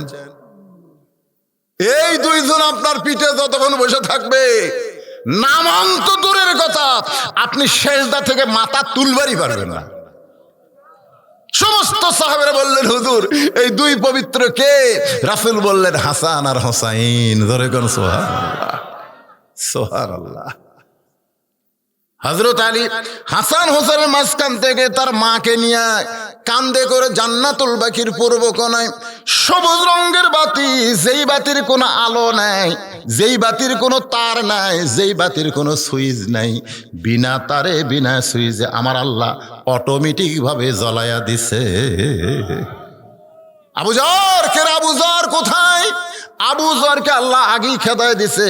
হযরত আলী ফাতেমাকে দাফন করার পরে আল্লাহর কাছে বলতেছে আল্লাহ আমার ফাতেমাকে তুমি কবুল করো। এ দোয়া করার পরে তাকায় দেখে সামনে কয়েকটা পুরাতন কবর দেখতে পায়। এইমাত্র ফাতেমাকে কবর দিল, সেই কবরটার নাই।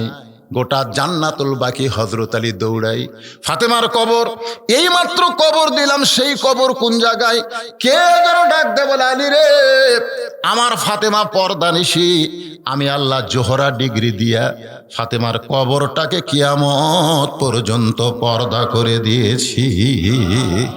আমার মায়েরা যারা পর্দার অন্তর আছেন, মা আপনি নামাজ যদি কমও পড়েন সমস্যা নাই, রোজা যদি কমও করেন সমস্যা নাই, যাকাত যদি না দেন, হজ যদি না করেন কোনো সমস্যা নাই, কিন্তু মা পর্দা যদি না করেন আপনার একটা ইবাদত আল্লাহর দরবারে কবুল হবে না।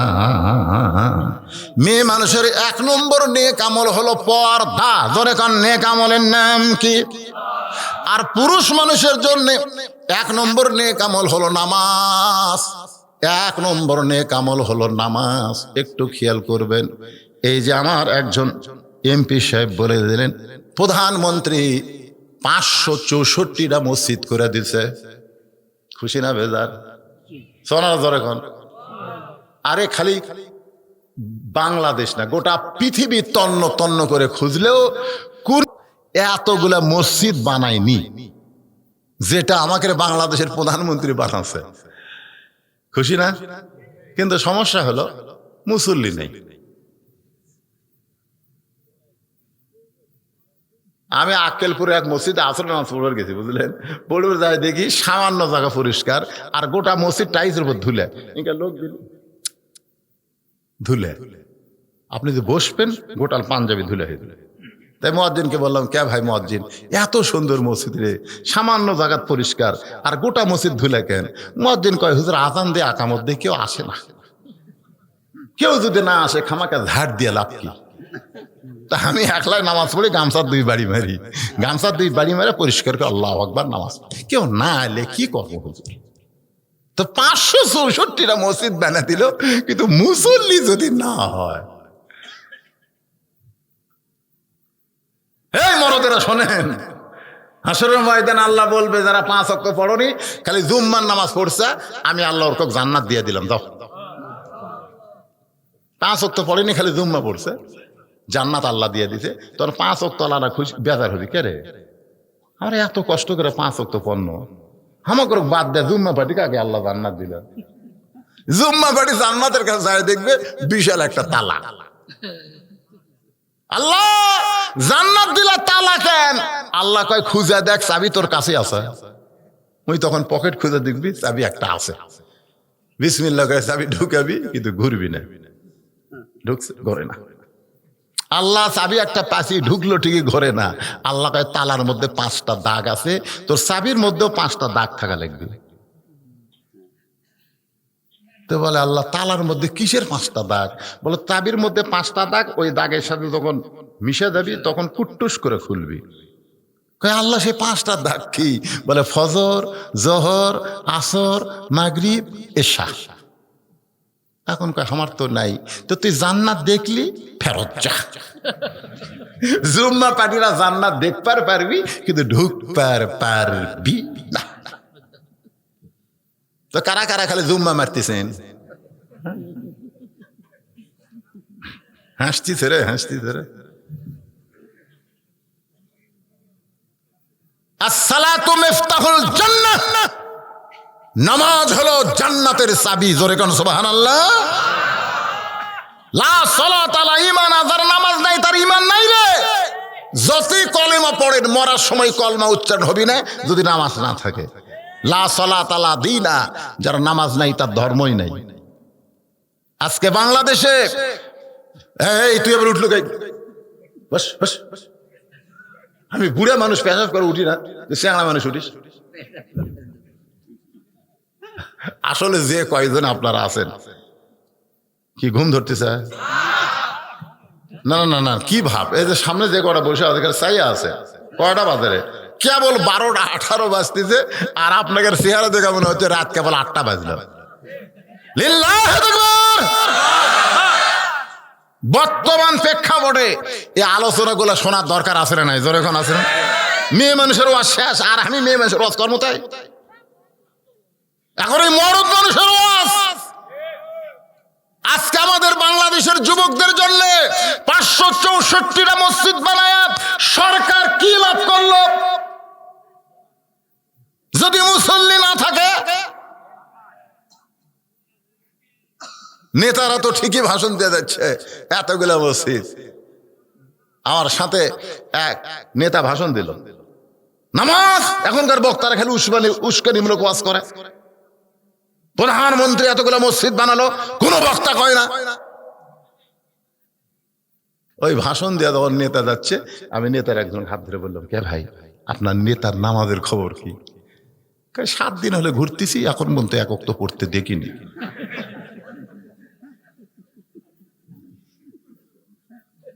আপনারা কি মনে করছেন আমি মসজিদ বানা দিল, নামাজ পড়লো না? এই জন্য আল্লাহ কোরআনে বলেছে, আল্লাযীনা ইম্মাক্কান্নাহুম ফিল আরদ, জমিনের মধ্যে কাউকে যখন প্রধানমন্ত্রী করা হবে, রাষ্ট্রনায়ক করা হবে, তার 1 নম্বর দায়িত্ব হলো পদ্মা সেতু নির্মাণ করা, 1 নম্বর দায়িত্ব হলো ওভারব্রিজ করা, 1 নম্বর হলো ট্যানেল বানান, 1 নম্বর বাল্য বিয়া বন্ধ করা, 1 নম্বর মাদক মুক্ত সমাজ করা। এগুলো একটাও 1 নম্বর না, এগুলো কাজ করা লাগবে। কিন্তু 1 নম্বর কাজ হলো আকামুস সালাত, নামাজ কায়েম করো। আজকে বাংলার সরকার যদি নামাজ কায়েম করে, একটা ছেলেও ইয়াবা খাবে না, একটা ছেলেও অশ্লীল ভিডিও দেখবে না, একটা ছেলেও মেয়েদের সঙ্গে পিটিশ পিটিশ করবে না। কারণ ইন্না সালাতা তানহা আনিল ফাহশাই ওয়াল মুনকার, একমাত্র নামাজই পারে মানুষকে যাবতীয় খারাপি থেকে বাঁচাই দিতে। জোরে কোন কথা ঠিক কিনা? একমাত্র নামাজ। আপনারা সত্যি করে বলেন তো, এই যুবকেরা সত্যি করে বলেন তো, আপনাকে এলাকায় 5 ওয়াক্ত নামাজ পড়ে এইরকম কোন যুবকের গায়ে আর্জেন্টিনার জার্সি দেখছেন? এই সত্যি করে কোয়া লাগবে।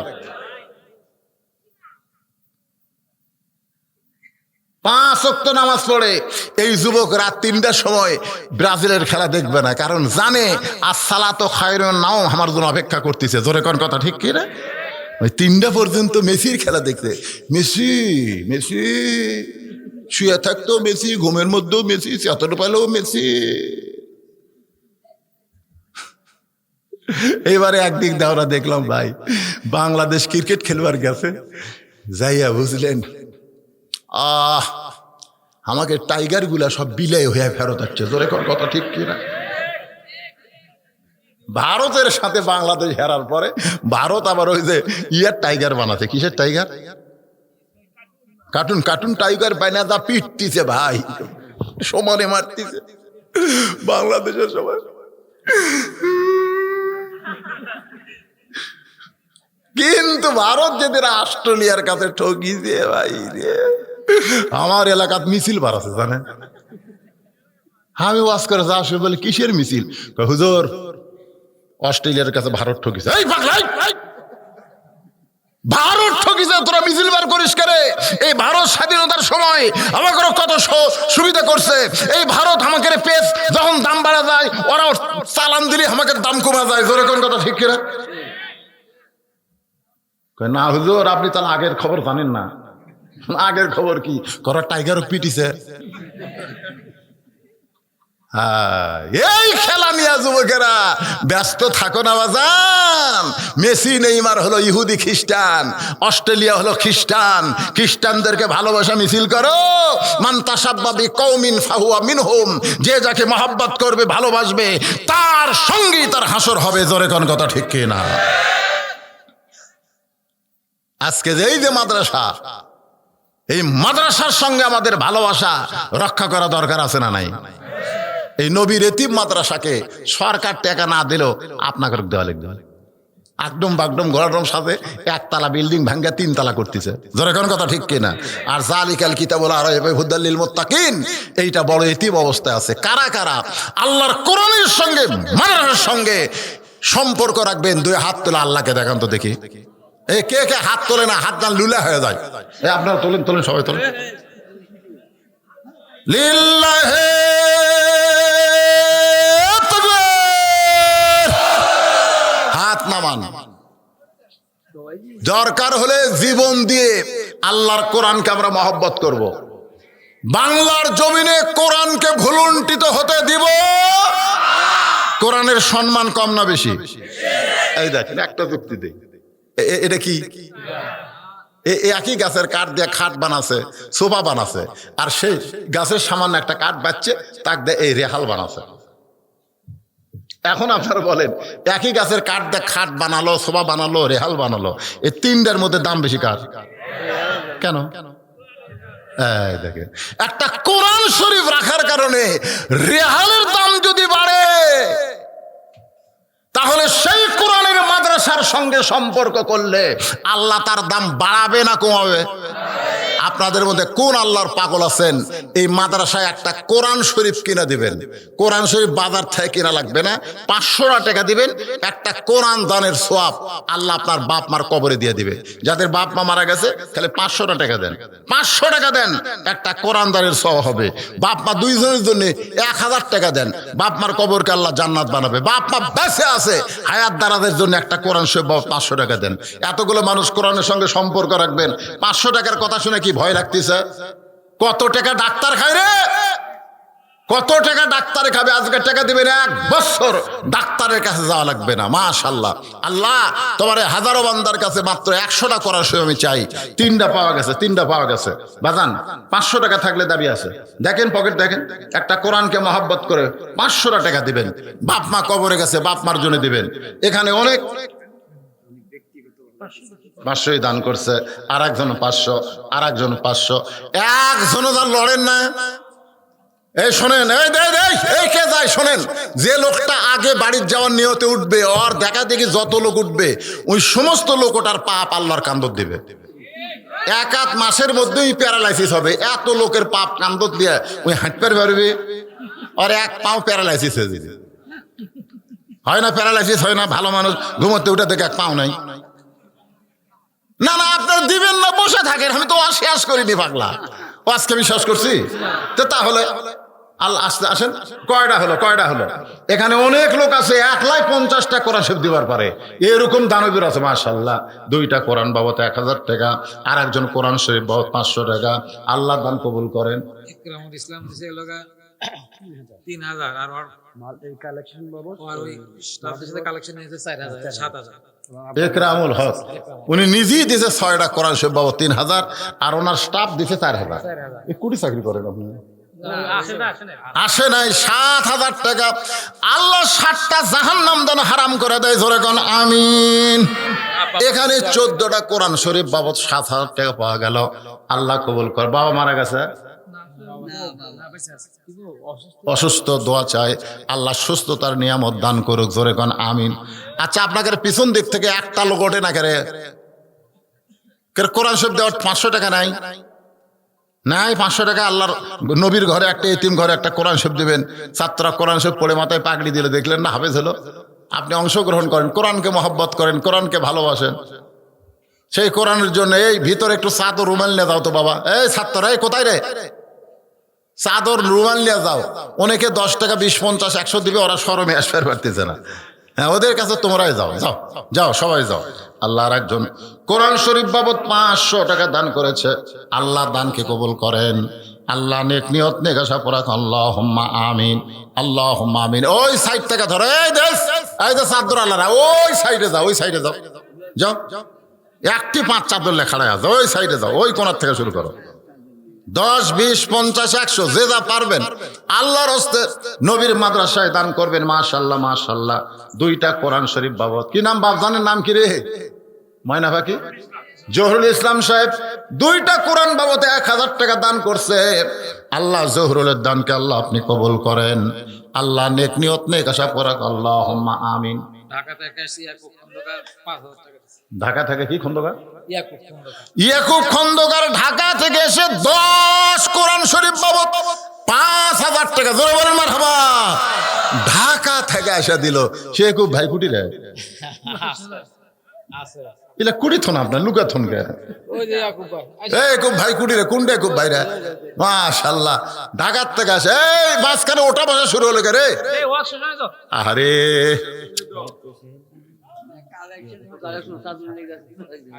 টাকা দিবি না দেখে উঠতেছে। আচ্ছা, টাকা না দেওয়ার যৌবনের যদি বাড়ি ঘর ভাঙ্গা যায়, আর সদকা তো তারুদ্দুল বালা, দান সদকা করলে এই যৌবনের বালা থেকে আল্লাহ আপনাকে হেফাজত করবে। যা পারেন দেন। চাদর লেগেছে, আপনি কি 500 দেওয়া লাগবে তাই? হ্যাঁ, একুব ভাই কোনটা? জি জি। মাশাআল্লাহ। আপনি কি এই গ্রামেরই সন্তান না ঢাকার? জি না, আমি ঢাকা থেকে বেড়াইতে আসছি। বেড়াইতে আসে দেখেন, বয়ান শুনবার এসে আমার ভাই 10টা কোরআন বাবদ 5000 টাকা দান করছে। ইয়াকুব নবীর সঙ্গে আমার ভাইকে আল্লাহ তুমি জান্নাত দিয়ে দিও। আপনজন যারা কবরে গেছে আল্লাহ তাদের কবরকে জান্নাতের টুকরা বানাও। জোরে কোন আমিন। আপনি যে হিসাব দেওয়ার সময় বললেন ঢাকার থেকে 60,000, সেটা কি এইবার কার না গতবার কার? পরে একটা কোরআন শরীফ। একটা কোরআন শরীফ বাবদ 500 টাকা দান করছে, আল্লাহ কবুল করেন। আর একটা কোরআন বাবদ 500 টাকা, আর একটা কোরআন শরীফ বাবদ 500 টাকা। সবচাইতে বড় দান আল্লাহ নবী।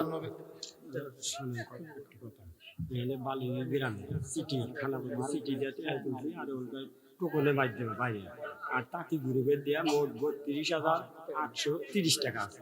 দোয়া করে দেন। খানাও দিছেন, জি খাবার দিছেন? জি জি। হ্যাঁ, খাবার দেয় নাই? না না, মানে গোটা গ্রামের লোকেরা, সর্বশ্রেণীর মানুষেরা কত দিছে? 32,830 টাকা। 32,830 টাকা। লিল্লাহে তাকবীর। একের গরিব গুরবা তাতি তুতি যা আছে সবাই মিলাই গ্রামের লোকেরা 32,830 টাকা দান করছে। এছাড়া তো করতেইছে, এটা মোটামুটি একবারে দান করছে টাকা। ঠিক, মাশাআল্লাহ। আল্লাহ, এ মাদ্রাসা চলবে না কেন? চলবে। তারপরে তো মাদ্রাসার দাতা বসে আছে, মাশাআল্লাহ। সব মারুফ ভাই যে মারুফ ভাই 2টা কোরআন শরীফ বাবদে 1000 টাকা দান করছে। আল্লাহ মারুফ ভাইয়ের দানকে কবুল করেন। সূর্য ভাই কোরআন বাবদ 500 টাকা দান করছে। আল্লাহ সূর্যের দানকে আল্লাহ আপনি কবুল করেন। আল্লাহুম্মা আমিন। কবুল করো, কবুল করো। মোদের কামনা দানকারীকে দিবেন জান্নাত আল্লাহ। ভাইজান, এ যারা গেছে গেছে যাক, আপনারা একটু সামনে আসেন তো। সামনে আসেন, সামনে আসেন, সামনে আসেন। এ সিটা পাতান থাকে, বিশাল ধানের বোঝা। সবাই কয় সবই ধান, সবই ধান। একজন বুদ্ধিজীবী কয় ধান সব লয়, বাতাস দে। বাতাস দিলি বুঝবি কোনটা ধান কোনটা চিটা পাতা। আদায় শুরু করলে বাতাস দেওয়ার মতন সব উড়ে চলে গেছে। আপনার সামনে আসেন তো।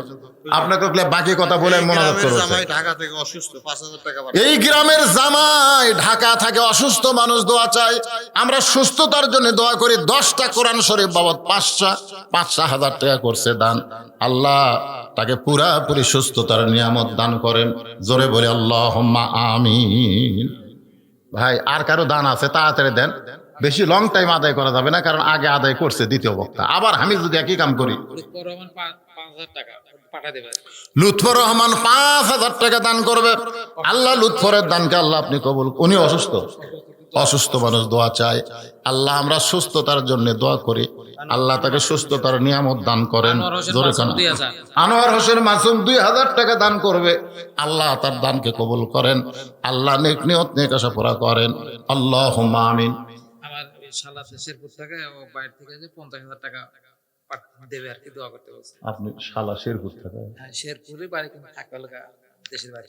আচ্ছা, নাম কি ওনার নাম? তো ওনার নাম হলো নাইম হোসেন। লিল্লাহে তাকবীর। আল্লাহু আকবার।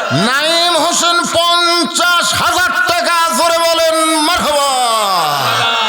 কোন দেশে আছে? আছে হলো জার্মানি। জার্মানিতে আছে, ও জায়গা মতে আছে। যদি মালয়েশিয়ার থাকতো 50,000, এমন জায়গাতে আছে, জার্মানিতে আছে। আমরা দোয়া করি আল্লাহ তাকে ভালো রাখুক, ভালো কামাই করার তৌফিক দেখ, বেশি বেশি যেন আরো দান করতে পারে। সবাই কোন আমিন। তার বাপ মা আপনজন যারা কবরে গেছে, এই দানের ওসিলায় আল্লাহ তাদের কবরগুলোকে জান্নাতের টুকরা বানিয়ে দিক। সকলে বলে আল্লাহুম্মা আমিন। আমার বন্ধু বান্ধব টাকাতে করে প্রতি মাসে, এই 14 সাল থেকে প্রতি মাসে 20,000 টাকা দেয়। সবাতে এককালীন 60,000 টাকা দেবে। এই যে গাড়ি হ্যাঁ হ্যাঁ হ্যাঁ, আর প্রতি মাসে 20,000 টাকা দেয়। প্রতি মাসে যদি 20,000 করে টাকা দেয়, টাকা হ্যাঁ? থেকে টাকা তো ওনারা একটা আবার হাত মুসাফাও করবি না, এরা কুটি গেল। সারা রাত গাড়ি চালাইছে তো। সারা রাত গাড়ি বলে, ঢাকার থেকে গাড়ি বলে সারা রাত চলার লাগে। না, এই লালমনিরহাট গেছিল, ওখান থেকে ও লালমনিরহাট গেছিল, তাহলে তো ঢাকার থেকে লালমনিরহাট মানে বুঝতেছে। মাশাআল্লাহ, অসুস্থ রেস্ট করতেছে। ওনারা প্রতি মাসে 12 মাসে 1 লক্ষ কত হয়? 2,40,000। 2,40,000। 12 মাসে 2,40,000 টাকা দান করে। মাদ্রাসা তো চলবি রে, শোন আল্লাহ না কেন। আবার 60,000 টাকা নিয়ে যাচ্ছে হাতত করে, খালি খালি আসে নাই, একটু হাত তোলাই লাগবে ভাই। আল্লাহুম্মা আমিন। আল্লাহ, আমি জীবনে বহু মাহফিল করলাম, এত বড় দানবীর কোন মাদ্রাসার ধনী দেখলাম না। আল্লাহ, আল্লাহ তোমার ঢাকার মানুষ, আল্লাহ সিরাজগঞ্জের মাদ্রাসাকে বিশ্বনবী সাল্লাল্লাহু আলাইহি ওয়াসাল্লামের মাদ্রাসার মহব্বতের পাগল প্রতি মাসে 20,000 করে টাকা দান করে, আজকে আবার 60,000 টাকা দান করলো। আল্লাহ তাদের দানগুলোকে কবুল করে, তাদের সকলকেই দোয়া করে আবু বকর রাদিয়াল্লাহু আল্লাহর সঙ্গে জান্নাত দিয়ে দাও। আল্লাহ তাদের আপনজন যারা কবরে গেছে, আল্লাহ তাদের কবরকে জান্নাতের টুকরা বানায় দাও। ওসমান গনির মতো দানবীর তাদেরকে কবুল করো বিরহমাতিকা ইয়া আরহামার রাহিমিন। লা ইলাহা ইল্লাল্লাহ। টাকাগুলো নেন, হয়ে গেছে। সাব্বির হোসেন 1,000 টাকা। সাব্বির হোসেন 2 কোরআন শরীফ বাবদ 1,000 টাকা দান করলো। আল্লাহ সাব্বির হোসেনের দানকে আল্লাহ আপনি কবুল করেন। ছোট্ট একটা মানুষ দৌড়ে আসতেছে রে, মাইকের মধ্যে আপনারা আদায় করছেন, ওই মাইকের মধ্যে যারকে এত ওয়াজ করলেন। আরেকজন 5,000 টাকা দিছে। না না, আমি যা কই সেটা শোনেন না কেন? ওই মাইকের জন্য এত ওয়াজ করলো, ওটা আদায় করছেন।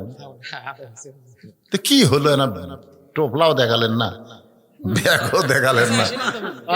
আবার গেছে, আবার গেছে, আবার গেছে। একবার হসা একবার হচ্ছে, আবার গেছে।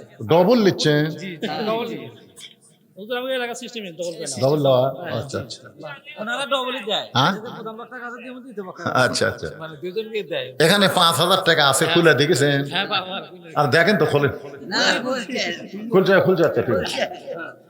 5,000 টাকা নাম বলে নাই, নাম বলছে? না না না, নাম বলে নাই, গোপনে খামের মধ্যে করছে দান। আল্লাহ গোপনে তার দান কবুল করে হযরত আলী রাদিয়াল্লাহর সঙ্গে জান্নাত দেন। ধরে কোন আমিন। ছোট্ট একটা বাচ্চা মাঝখান থেকে উঠে এসে 100 টাকা দান করলো। আল্লাহ দানকে কবুল করেন। গ্রামের এক চাকরি ঢাকাতে আসতে পারেন, 2,000 টাকা দেবে। এই গ্রামের একজন ছেলে ঢাকায় চাকরি করে আসতে পারে নাই, 2,000 টাকা দান করবে। আল্লাহ তার দানকে কবুল করেন। আল্লাহ নেক নিয়ত নেক আশা পুরা করেন। আল্লাহুম্মা আমিন। আয়াতের 2 নম্বর অংশ হচ্ছে আত্তাকুল্লাহ, ভয় করতে হবে আল্লাহর। জোরে বলেন কার? এই অন্তর থেকে বলেন কার? কিন্তু বর্তমানে বাংলাদেশে আল্লাহ ছাড়াও অন্য একটা ভয় আমাকে কলিজার ঢুকে গেছে। ঠিক কিনা?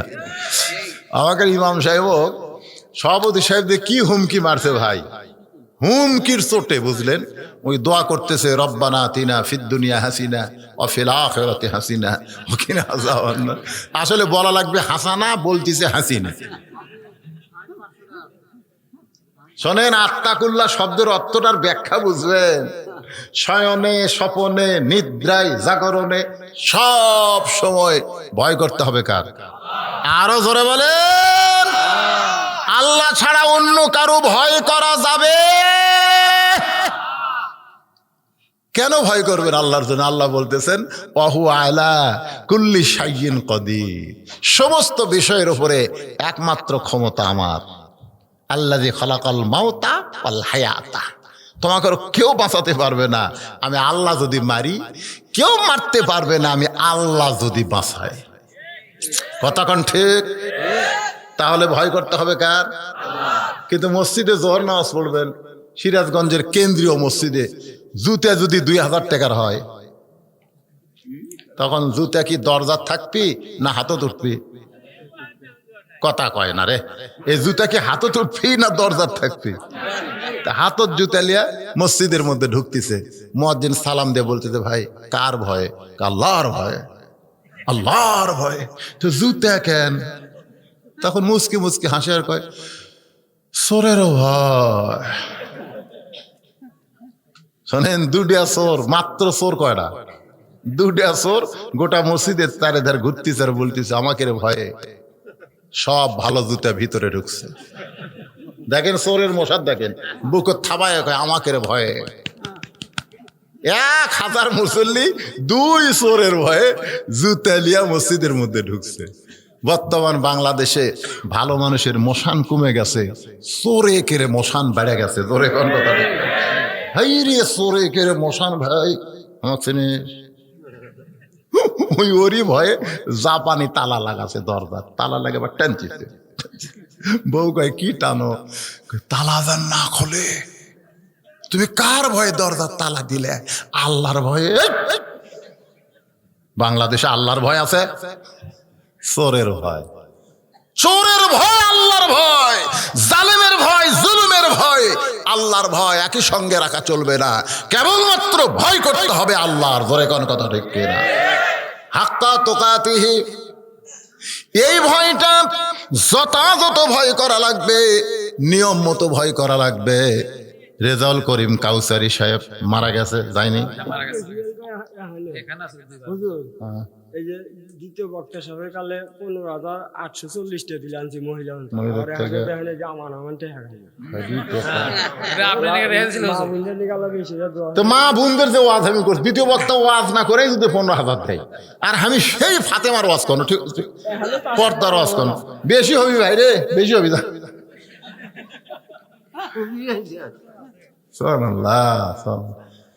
আমি জানি আমাকে এলাকার কিছু গরু, বুঝলেন, 1 পানানে দুধ দেয় না। 1 পানান বলেন, এই বাছুর ঠিক আছে, দুধ আসছে, টানতেছে, এই দুধ নাই। কে রে, দুধ পানান পোলান ভরা দুধ গেল ঘুটি। পরে তখন আবার কি করে, চালাকি করে বাছুর আবার ছাড়া দেয়। যেই বাছুর ছাড়া দেয়, ওই আবার দুধ লিয়ে আসে, যে লিয়ে আসে আবার টান দেয়, আবার ঝনঝট করে তুলে নেয়। এর নাম হলো 2 পানান। ধরে কোন কয় পানান? 1 পানানে 15,000, আর 1 পানানে 1 ব্যাগ হবে ইনশাল্লাহ। আজকে আপনাদের এই নদীর ধারে তো আজ করা খুবই মজা লাগলো ভাই। সুবহানাল্লাহ। হ্যাঁ,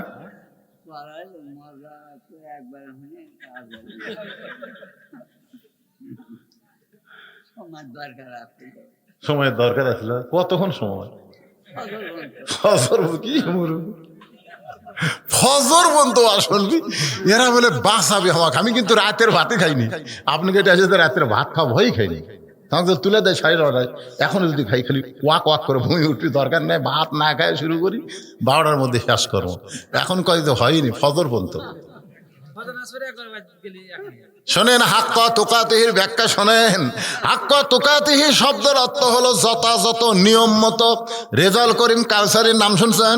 এখানে আসছিল। ও এক সময় গান গাইতো, যখন হয় চামড়া ঢিল, আল্লাহর সাথে দেয় মিল। যখন তাকে চামড়া টাইট, আল্লাহর সাথে করে ফাইট। চামড়া ঢিল হলে আল্লাহর ভয় করলে হবে না, চামড়া টাইট থাকতে আল্লাহর ভয় করা লাগবে।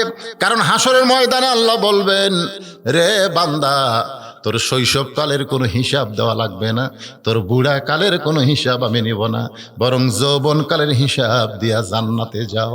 তাহলে যৌবনে যদি আমরা হিসাব দিবার চাই, তাহলে আল্লাহর ভয় সবসময় কলিজার মধ্যে রাখার দরকার আছে না নাই? ধরে কোন আছে না নাই?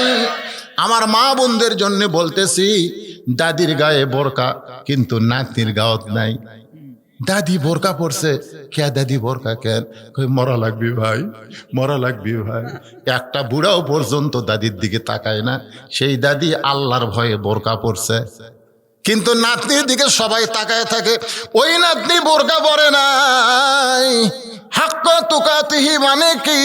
50 বছর আমের গাছের গোড়াত কেউ যদি বেড়া দেয়, জিজ্ঞাস করা হয় বেড়া কেন? গরু ছাগল যদি গাছ খায়।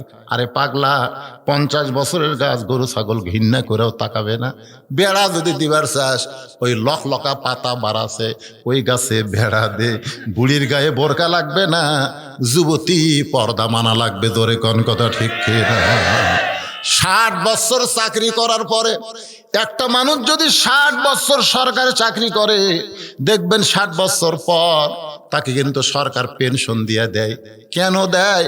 কারণ তার চোখের পাওয়ার কমে গেছে, তার হাত থরথর করে কাঁপে, কলম ধরে লিখতে বেঁকা হয়ে লেখা হয়। কিছুক্ষণ পরে চেয়ার থেকে উঠতে মাজা লেগে যায়। সরকার দেখলো যেই লোকটা যৌবন আমাকে দিল, বুড়া বয়সে তাকে আর কষ্ট করা লাগবে না, তাকে পেনশনে বেতন দিবে। আল্লাহ বলে, যৌবনে যদি আমার ইবাদত করো, বুড়া বয়সে যদি ইবাদত ঠিক মতো করবার নাও পারো, ওই যৌবনের সবের পেনশন আমি আল্লাহ তোমাকে দিয়ে দিব। এই জন্যে হাক্কা তুকাতিহির ব্যাখ্যা হলো রক্ত গরম, ইবাদতে নরম। জোরে গান সুবহানাল্লাহ। এরপরে আল্লাহ বললেন, ওয়ালা তামুতুন্না, মৃত্যুবরণ করো না, ইল্লা ওয়া আনতুম মুসলিমুন, যতক্ষণ মুসলমান না হবে। মুসলমান হয়ে মরতে গেলে এই কোরআন খালি শুনলে হবে না ভাইরে, এরা কিন্তু শেষ কথা। এই কথাটা কিন্তু গুরুত্ব দিয়ে শুনবেন। মুসলমান হয়ে, এই আমার দিকে তাকান, এই দিকে তাকান, বক্তা কালো হসে তাও তাকে থাকেন, সব পাবেন। উঠে একসাথে দুটা উঠলো কে রে, এই দুটা উঠলো কে রে, এটা তো ধান রে, চিটা পাতাল হয়। আমি শেষ কথা বলতেছি, শেষ কথার পরে কি আপনার? শেষ কথার পরে দোয়া নাই। দোয়া কি? আর দোয়াও মুখ খলিবা, দোয়া হলো মাথা। মাথায় যদি না থাকে, শরীর দেখে কেউ আপনি চিনবি? আচ্ছা, বদরুল রশিদের এই দেহ মাথা কাটাইলে দেখ একজন চলে গেছে, এটি দিলে পড়ে থাকে, আপনার কি কবেন এটা বদরুল রশিদ? কি দেখে চিনবি রে? আর যদি গোটা দেহ নিয়ে যায়, মাথা যদি পড়ে থাকে, না রে এটাই বদরুল রশিদ রে। তো মোনাজাত হচ্ছে আর দোয়া মুখ খলিবা, দোয়ার হচ্ছে আজকের মাহফিলের মাথায় হচ্ছে মোনাজাত। আরে এই মোনাজাত ছাড়া যায়, লা তামুতুন্না, মৃত্যুবরণ করিস না রে, ইল্লা ওয়া আনতুম মুসলিমুন, যতক্ষণ মুসলমান না হবে। আর মুসলমান হয়ে মরতে গেলে এই কোরআন খালি শুনলে হবে না, বাস্তব জীবনে আল্লাহর কোরআনকে আঁকড়ে ধরা লাগবে। এরকম করে আসসালাম আমিন কাসসালাম তাবারাকতা ইয়া যাল জালালি ওয়াল ইকরাম।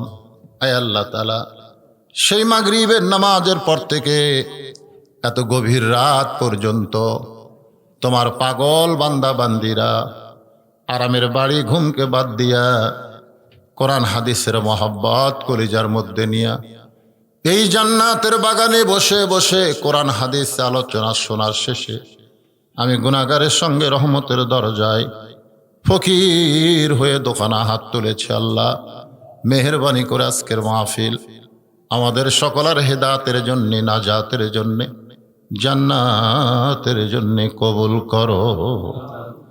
এই মাহফিলের শুরু থেকে শেষ পর্যন্ত যত আলোচনা হয়েছে আল্লাহ, এর মধ্যে যদি ত্রুটি হয়, ভুল হয়, মাফ করে দিও। এর জাহাদিয়া মঞ্জুর করো। সোনার মদিনায় নবী পাকে রওজা মুবারকে কবুল করো।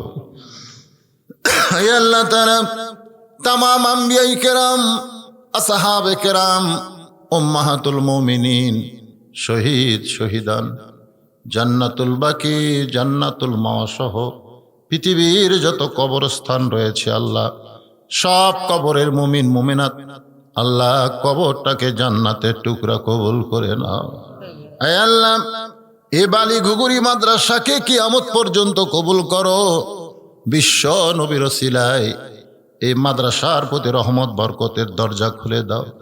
মাদ্রাসার জায়গা দিয়া মাদ্রাসা নির্মাণ করে আল্লাহ, তোমার যে সকল বান্দা আজকে জীবিত আছে অথবা কবরে গেছে, মাদ্রাসাকে ওসিলা করে তাদের সকলকে আহ্বান করে সঙ্গে জান্নাতি কবুল করো।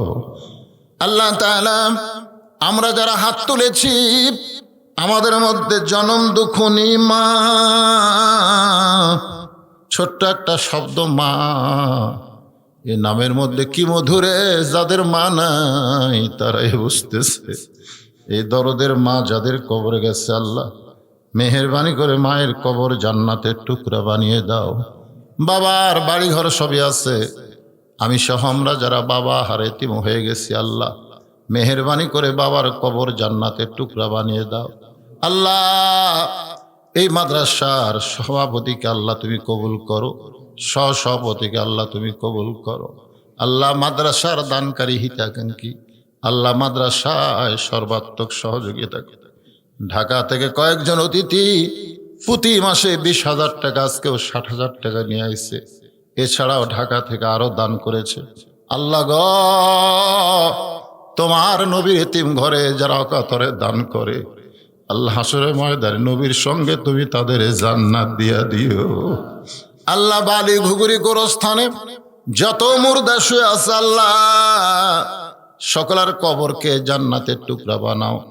আমার মা বোনেরা পর্দার অন্তরালে বসে বসে ওয়াজ শুনলো, আবিদা সালেহা পর্দানিশি কবুল করে মা ফাতেমার চরিত্র দান করে দাও। আল্লাহ আমি অসুস্থ, আমার মতো যারা অসুস্থ অনেকে অসুস্থ দোয়া চেয়েছে আল্লাহ সবাইকে সুস্থতার নিয়ামত দান করে দাও। আল্লাহ মাদ্রাসার সভাপতির হায়াত দারাজ করো, মাদ্রাসার হিতাকাঙ্ক্ষী দানকারীদের হায়াত দারাজ করো। আল্লাহ নদীর পাশে মাদ্রাসা, আল্লাহ গো এই নদীর সমস্ত গজব থেকে বালা মুসিবত থেকে অত্র এলাকার মানুষগুলোকে তুমি হেফাজত করো। আল্লাহ আল্লাহ আমি গুনাহগার বলে দোয়া ফিরা দিও না। আল্লাহ যার দুই কানাত পছন্দ হয় সেই দুই হাতের ওসিলায় আজকের মাহফিলকে কবুল করো। কত মানুষের জানাজার নামাজ আমরা পড়েছি, দুই হাত দিয়ে কত কবরে আমরা মাটি দিয়েছি। একদিন আমরা সবাই মরে যাব, যেদিন আমাদের মৃত্যু হবে সেদিন